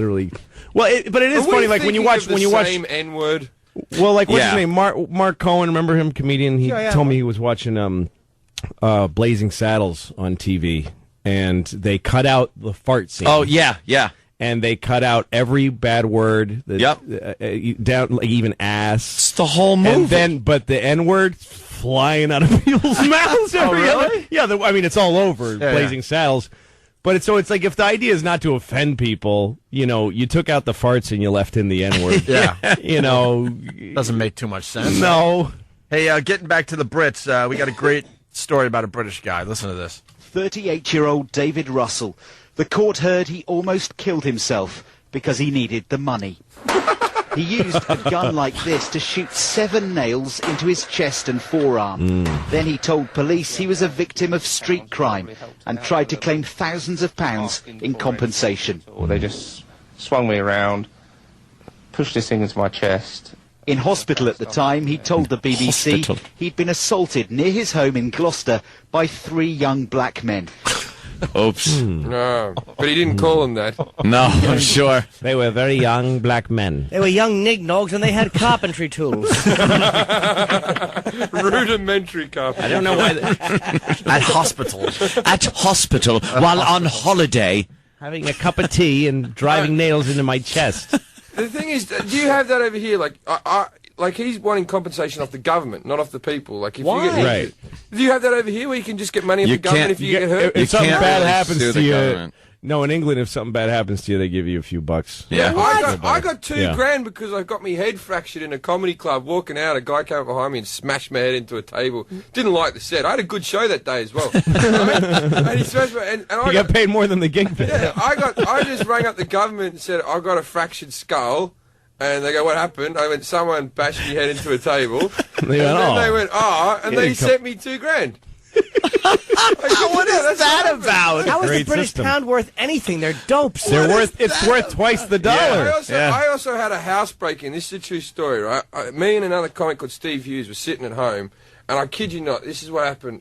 2 guys came through the window, one with a hammer, one with a machete. If you look at the side of my head, I got like a scar there. Yeah. They cut my head, right? They tied us up and all that type of stuff. Then they drove off out of my house, and they got caught speeding in my car before we had ever made the call or whatever, right? They're now serving 12 years in prison for grievous bodily harm, aggravated burglary, attempted rape, and possession of... Wait. You can't gloss over that. You can't just have that as part of your list. I forgot to mention my girlfriend was in the house. If I can't say the N-word on radio, I thought I couldn't get away with getting into graphic details about then that. listen to us. It's like, oh, it's your girlfriend. All right, that's not interesting. That's not interesting. We thought you got raped. His roommate or something. Why attempted? Was he nervous or what? No, because they left before and they held the knife to her throat, and the cops just want to put it. They also got him for possession of drugs, right? Which was brilliant because they were my drugs, right? They stole your drugs. They stole like a little bag of weed and a gram of coke that my flatmate had, right? And the cops are questioning us, and they go, "Mr. Jefferies, one last thing. Do you know anything about those drugs?" Oh yeah, you're going to admit to that in a second. I went, "No, I don't know anything about them." And the cop goes, "Funny, your fingerprints were all over them." And I went, "They made me touch it." That's the attempted rape. That's probably how they got caught. They're like, "What's that?" Sorry? He knew, but he just let it go. Yeah. The cops were laughing about it afterwards, right? And these two blokes got 12 years, man. That's a long sentence. And the thing is, when they broke into our house, they thought we were drug dealers. Me and me other mate, the other con. They thought we were drug dealers because. Well, I have the lifestyle of a drug dealer. I never seem to go to work. I drive a nice car. If someone knocks on the door at 3 in the afternoon, I'll answer in my underwear, eating a bowl of cereal. Yeah, that's drug you know what I mean? That's drug dealer behaviour, right? Or comedian. One or the other. Comedian. And they just assume, and they came in. And when they were tying me up, I thought they were going to tie everyone else up in the house, right? So I acted like they were doing it a bit tight on my wrist so that when everyone else was tied up, I could break free and do some of my ninja moves, right? But that turned out they only tied me up and kept me hostage. You know, when they got pulled over, that's probably how they got caught was the drugs, because they got pulled over and it's just speeding. It's just, okay, and then we're going to search the car. Oh, there's drugs here. Those aren't mine. Whose are they? They belong to the guy who I just tied up and tried to rape his girlfriend. Oops. Yeah, they went for a big high-speed chase. There's at one stage during the break. I can speak about this now. The court case over. Right. One stage during the case. Right. I'm on the ground tied up, and my head's been cut, and my other flatmate's laying on the ground. My girlfriend's laying under the duvet in the bed. The nicer one out of the two blokes, right, good guy, right, he walks over to, like, the chest of drawers, and I've got, like, pictures of my nephews and nieces, and he picks up one of the pictures, he goes, either you guys got kids, right, and my best mate, he doesn't have a kid, goes, 5-year-old boy, and I thought, I'm laying on the ground bleeding, they're going to kill me now, I'm the one they're going to kill. Yeah, because he's got kids. No, it's my kid, lying. Yeah, so I went, 4-year-old girl, and then we tried to trump each other, right? And I swear to God, I'm pregnant. Yeah, my mate goes, my one's retarded. No way. I kid you not. And the guys with the machete going, Why'd he cut your head? How did that happen? What happened was, I've also got a scar on top of my finger. And there was one guy who was really sadistic with a machete. It was like a sugar cane cutting one, like a big curved sort of 2 foot 2 inch thing. And they tied me up head to feet.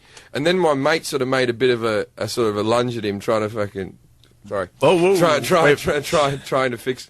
My mate made a bit of a lunge at him, trying to fix all the problem and all that type of stuff. So the guy said, "Don't do that again," and sliced the side of my head, right?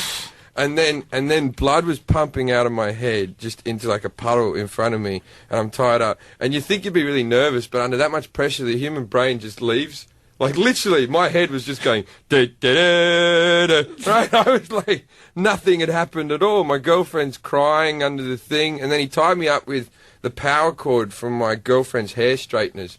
And then when they cut me free, she didn't cry when they said they were going to rape her, right? But when she saw that power cord was cut, she was upset. She was like, "You can only get this brand in America." I had to order away for these. I swear to God, this story's true. I'm not making this up. So how they said they were going to rape her and they just left? They were doing it more to taunt us why they were in the house. I don't think they ever really were, but the cops just wanted to slap as much on them. Wow, they should. Good. They got a machete. Good. So you need guns in. You need guns in your house. Yeah. Ant's a big fan of the guns. The thing is, the first thing I knew, I'm sitting in my living room chair, and then the guy comes through the window on the second story. And no alarm? No, well, the second story was open. We were in the house. No alarm? Yeah, but you don't have an alarm on while you're walking through your house. Of course you do. Oh, well, I didn't. No guns? Right, no guns. Everywhere? No. So the guy put the machete. I was just sitting around in my underwear. He's there with the knife to my throat going, "Get me your car keys, get me your car keys." And I'm like, Look, man, every morning it takes me a little while to find them. Like, you know, I mean, there's a machete to my throat. Let me rummage for a moment. Yeah, my grandparents lived in Mexico City, the dirty country that I'm from, and my grandfather, when he was like 94, he was pretty much totally deaf, and he had this big backed chair that he sat in that had its back to the front door of their house. And one day, these guys, banditos broke into the house with guns. And my grandmother, who was just the toughest, she just screamed, "Don't move!" at the guys with guns. And like she said, she tried to look calm and said, "My husband is deaf, and he's 95. If he sees you, he's going to have a heart attack and die. And this is going to be murder. Stay where you are. And I'll get you whatever you're asking for." Like, she made the guy stay behind him. Like it's trick or treat. Yes, exactly. Wait here at the door, I'll go get you. Wait at the door, I'll get whatever you need, but do not let him see you because he'll die. And then you're going to be murderers. And these guys were just confused, and they said, okay. And so they're like, well, let's see some jewelry. So she went up and chose some crap and brought it down to them and stuff. And my uncle was there, too. And so they said, we want his car. They had guns. They're like, we're going to kill you. Yeah, but stay behind him, please. Oh, okay, we will. And they gave him, they got him jewelry, and they wanted a car, so my uncle gave him the keys to his car, and they went outside and couldn't start it, so he had to come out and help them. He had to jump start their car. Oh, God, what, Mexicans? Oh, is that? Okay. Yes. We really have to take another break. Yeah. We're real late. Jim Jefferies, the English bloke. Yes. Australian expat. Oh, Australian. Yeah, we don't know here in America. I'm not a nice Sounds guy. kind of. Call me English. He's at Caroline's tonight and Sunday. Yes. 212-757-4100, and of course the great Louie C.K. Saturday night at the old Westbury Music Fair, which is now called the North Fork something. I think Ticketmaster.com. Yes, Westbury. And how about we give away some Island. tickets to your show right now? Yeah, let's give away. We'll give some tickets away to 3 random callers right now. 877-212-ONA. Oh, sorry. Louie was asking me before where I'm going to be January 18th and 19th. That's right. I was wondering about those dates. Borgata tickets are on sale now. It'll probably be sold out by the middle of next week. So www.theborgata.com. All right. Opie and Anthony. What do you think of that writer's strike, by the way? It's great. No, it's fantastic. Yeah, no, I'm loving it. I mean, it's we should be on strike, but people that are into it are losing the point. Like, really? When the president of this guild announced we're striking, a bunch of people cheered. A strike is never a good thing. It's always bad. But people that are unemployed love strikes because then they get to do something instead of staying home. Oh, so there's some writers that weren't writing anyway. Yeah, they're like, yeah, something to do. Hey. And I can also schmooze with actually working writers on the picket line. They're networking. But here's the thing. To me, well, you don't want to hear about the strike, do you? It's so boring. Well, you're just trying to make it interesting for, like, the... here's what I would say. For the masses out there. That's People all that I'm are asking, telling Louie. you, like, these writers need something and it's not fair, that's not the point. It's just economics. No corporation is going to give you something because they should. Right. They're going to give you something because you make them. So we're trying to make them give us what we think we can get because most people can't write. I mean, even when you watch a bad TV show, the writer had to be really good just to accomplish that awful TV show.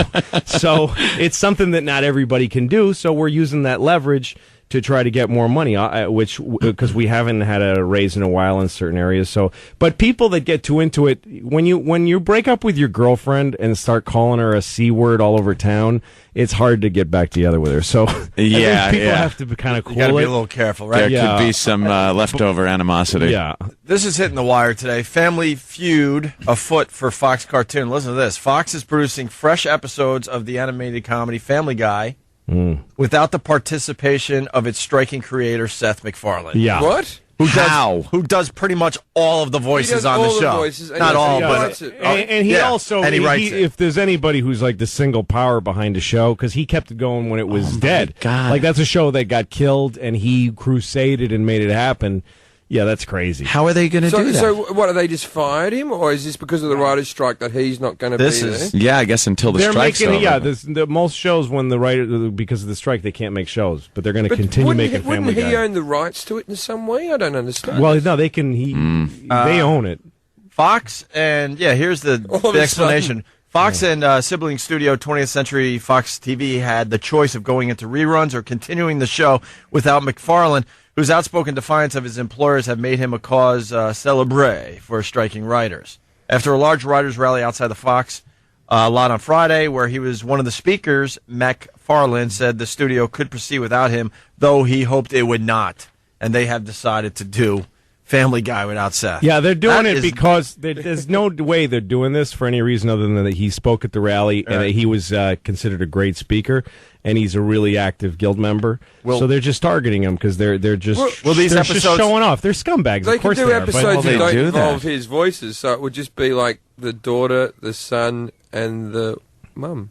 Yeah.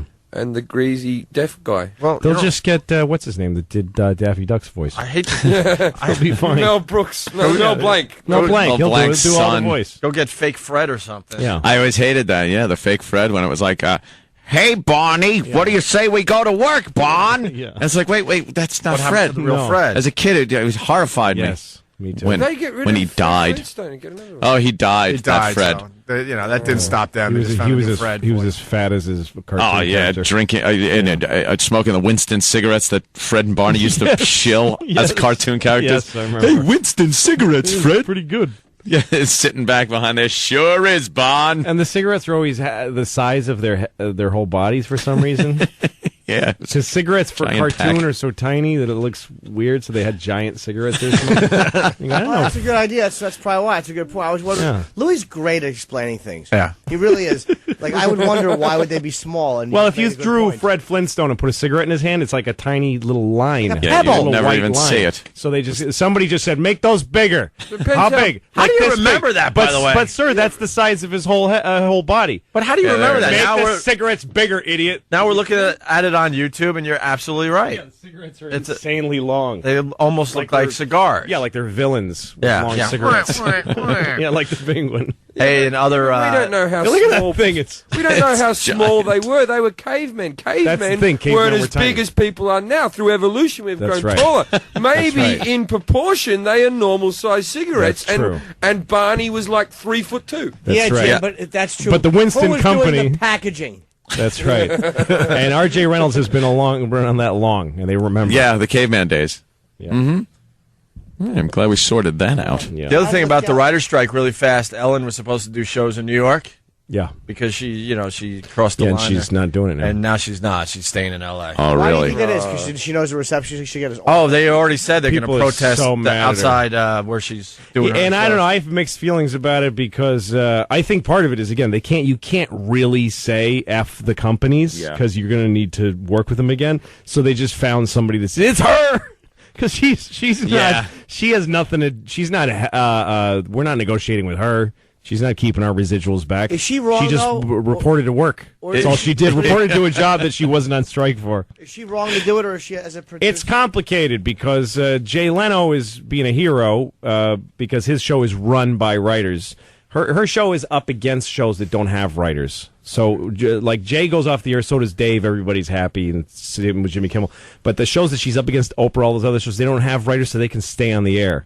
And her show is writer-driven, and also because it's syndicated. But, she kind of should not be working. Yeah, no kidding. Because when she complains about this is what would happen to my show, yeah, well, that's what everybody's risk is. Jay Leno's whole staff is getting fired. Yeah. Everybody's losing their jobs because of this.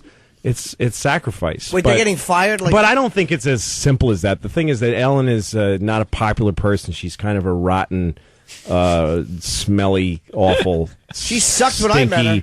Is she not a nice lady? Idiot. She's. I wish we were on XM so I could describe her completely. Of course, but I can't. Wait, what have you heard? The FCC cannot, would not let her be accurately described. This is interesting. It would be like if a cop said who shot you and it was hard. He'd be like, you got to take me off the air because I can't tell you. Jimmy met her in Vegas, so this is really interesting because he got the big blow off. She was doing something for XM, and we were out there for XM. So I was like, I'll walk up, and she's being filmed. I'm like, hey, I get my pictures with everybody. It's just what I do. You didn't get a picture with me. I've met you twice now. Yeah, but I'm too nervous to ask. Okay. So I walked up to Ellen, and I'm like, hey, I'm a comic. I'm also doing something with XM. I just wanted to get a quick picture. She's like, oh no, I can't. I'm in the middle of shooting, but she wasn't, and I wanted to spit in her face. Yeah, she's really. I gave her a good trashing, if that's any consolation. Good for you. I know people that work for her as writers, and she's She's dope and mean to people. Oh, easy, stuff Lou, like on the that. language. Yeah, you know what I mean? Yeah, she's a spoil sport. She's a real ninny. She's a right rotter, isn't she? Yeah.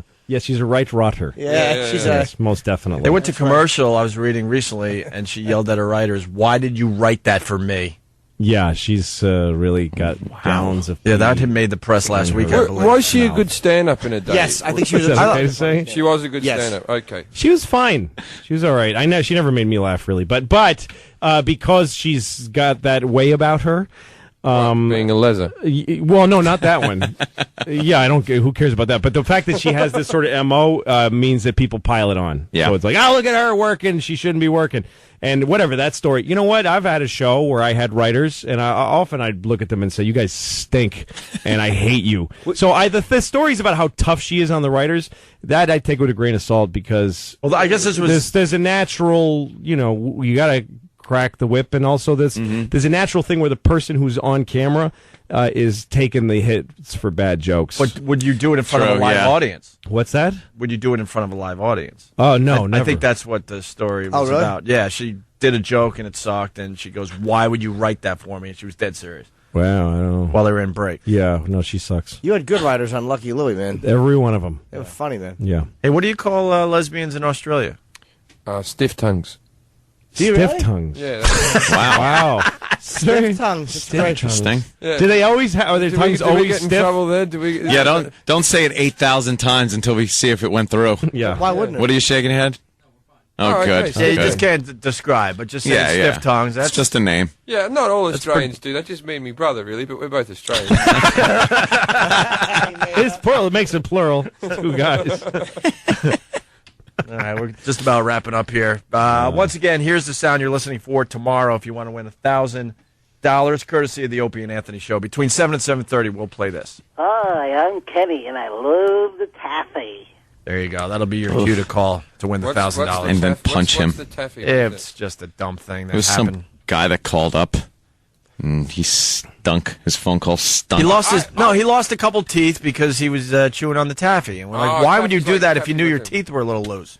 So he needs the money to get his teeth fixed. I had one of those great lame moments yesterday where I tried to explain someone the sausage phone call. Oh, yeah. I just couldn't really tell it right. I was just an idiot. I was just going, well, he had a 16-ounce sausage, and now he's only got a 12-ounce sausage, and he can't feed his family. And people are like, that's not funny. And I'm going, was. Definitely was. we were laughing about it. I don't know. His voice bothers me. There's something about the way he goes, the sausage, the package. Yeah.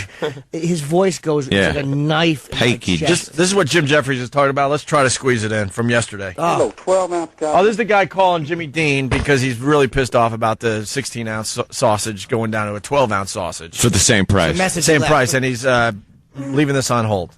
Little 12-ounce goddamn. Well, at this point, sorry, it really needs a little more setup. He's waiting to leave his message, and he's talking to his family. Little 12-ounce goddamn roll of sausage supposed to feed your brother and me and you 600 pounds of men, at least. You get my point? And the 2 girls, and they put it in that pussy roll of sausage. Son of a bitch. Somebody needs their ass kicked. Some little consumer geekaroid. Save money, yeah, save money. I'm gonna eat, goddammit. That's amazing. And meanwhile, the next bit's better. No, it gets better because it's amazing. Meanwhile, that's what he wants to do. He said save money. He doesn't want to buy 2 12-ounce. He really so there's Yeah. Oh, some advertising that says this will feed a whole family, and he says him and his fat family His whole fat feel family. taken. Yeah. Feel They taken. used to buy 16 ounce, and now the company have dropped it back to 12 ounce, and he's outraged. He's just outraged. we got to speed along because they're going to knock us off the air. So now it's time to leave the message. Yeah. Randy Taylor, I don't know where you people come from. I don't know if you test your products, your quantity of your product. Your products are very delicious. Love your sausage for 30-something years, but I can't take and feed a family of 5 on a little 12-ounce roll of sausage. I don't mind paying you more money for your 16-ounce roll of sausage, but you don't have it anymore. You've got a 12-ounce roll, and you got 3 men that weigh over 200 pounds apiece, a woman that's a little plump Scotch girl, and a daughter who's 13, and you're going to try to take a 12-ounce roll of sausage and a couple of dozen eggs and feed that. It ain't going to work. And I'm not going to purchase your product anymore or ever again. Never again. I love this guy. Oh my God! 12-ounce sausage. But it's the way he says the G at the end. Sausage. People who do that sound drives me nuts. Yeah. Sausage. I love that, man. A couple of dozen eggs and a side of beef and an entire pig. Supposed to just feed the family. She's a little plump. Just an open spigot of milkshake. And that's a 12-ounce sausage. Here's part 2 of the message. Angry. And as far as your 16-ounce in maple and sage, I don't eat that. I'm not from the North. I'm a Texas man. Jimmy Dean sausage is for Southern people to eat with their breakfast, with their fried eggs and their T-bone steaks. And I can't see going to a little 12-ounce package to feed 4, 5, 6 people. And I'm not going to buy 2 of those 12-ounce packages just because you want to downsize and charge the same goddamn price. I'd sure like a reply, and I'd sure like you to go back to your 16-ounce package on your regular sausage, because I'm not going to buy it otherwise ever again. I'll just have my own damn sausage made like I used to 30-something years ago. It's not as tasty as yours is, but it'll work. Goodbye. It'll work keeping us How am I fat. supposed to feed my kids Maple with sage. 12-ounce sausage and the world of food? That gets better and better the more you hear it. That guy rules. He does rule. Oh, I love it how he's angry, but he keeps complimenting. You got your 16-ounce maple sage, but that's for the North. For the North. That's for Texas the North. man. I'm Texas man. That's for men who bed other men. We don't lay down with a woman. We don't like maple or sage. The thing I like picturing him with his reading glasses, reading the number off the package while he's dialing it. Literally thick glasses. Let me see right here what that number is. Customer service for the Let's see Jimmy now. Dean sausage. We're getting requests for that to be put up on ONARadio.com. It's the greatest thing Can we do that? That's fantastic. All right, we'll put that up on ONARadio.com. We're It's going to be my phone ring. We're out of here. Yeah, Jim Jefferies tonight and Sunday. Caroline's Yes. 212-757-4100. Sweet Louie C.K. Saturday night. The North Fork, whatever it is. It's the old Westbury Music Fair in Long Island. That's go right. to Ticketmaster. Or LouisCK.com for information. Yes, and for me, go to my MySpace for information on my Brigada show in January. Thanks, Abby. Bye-bye.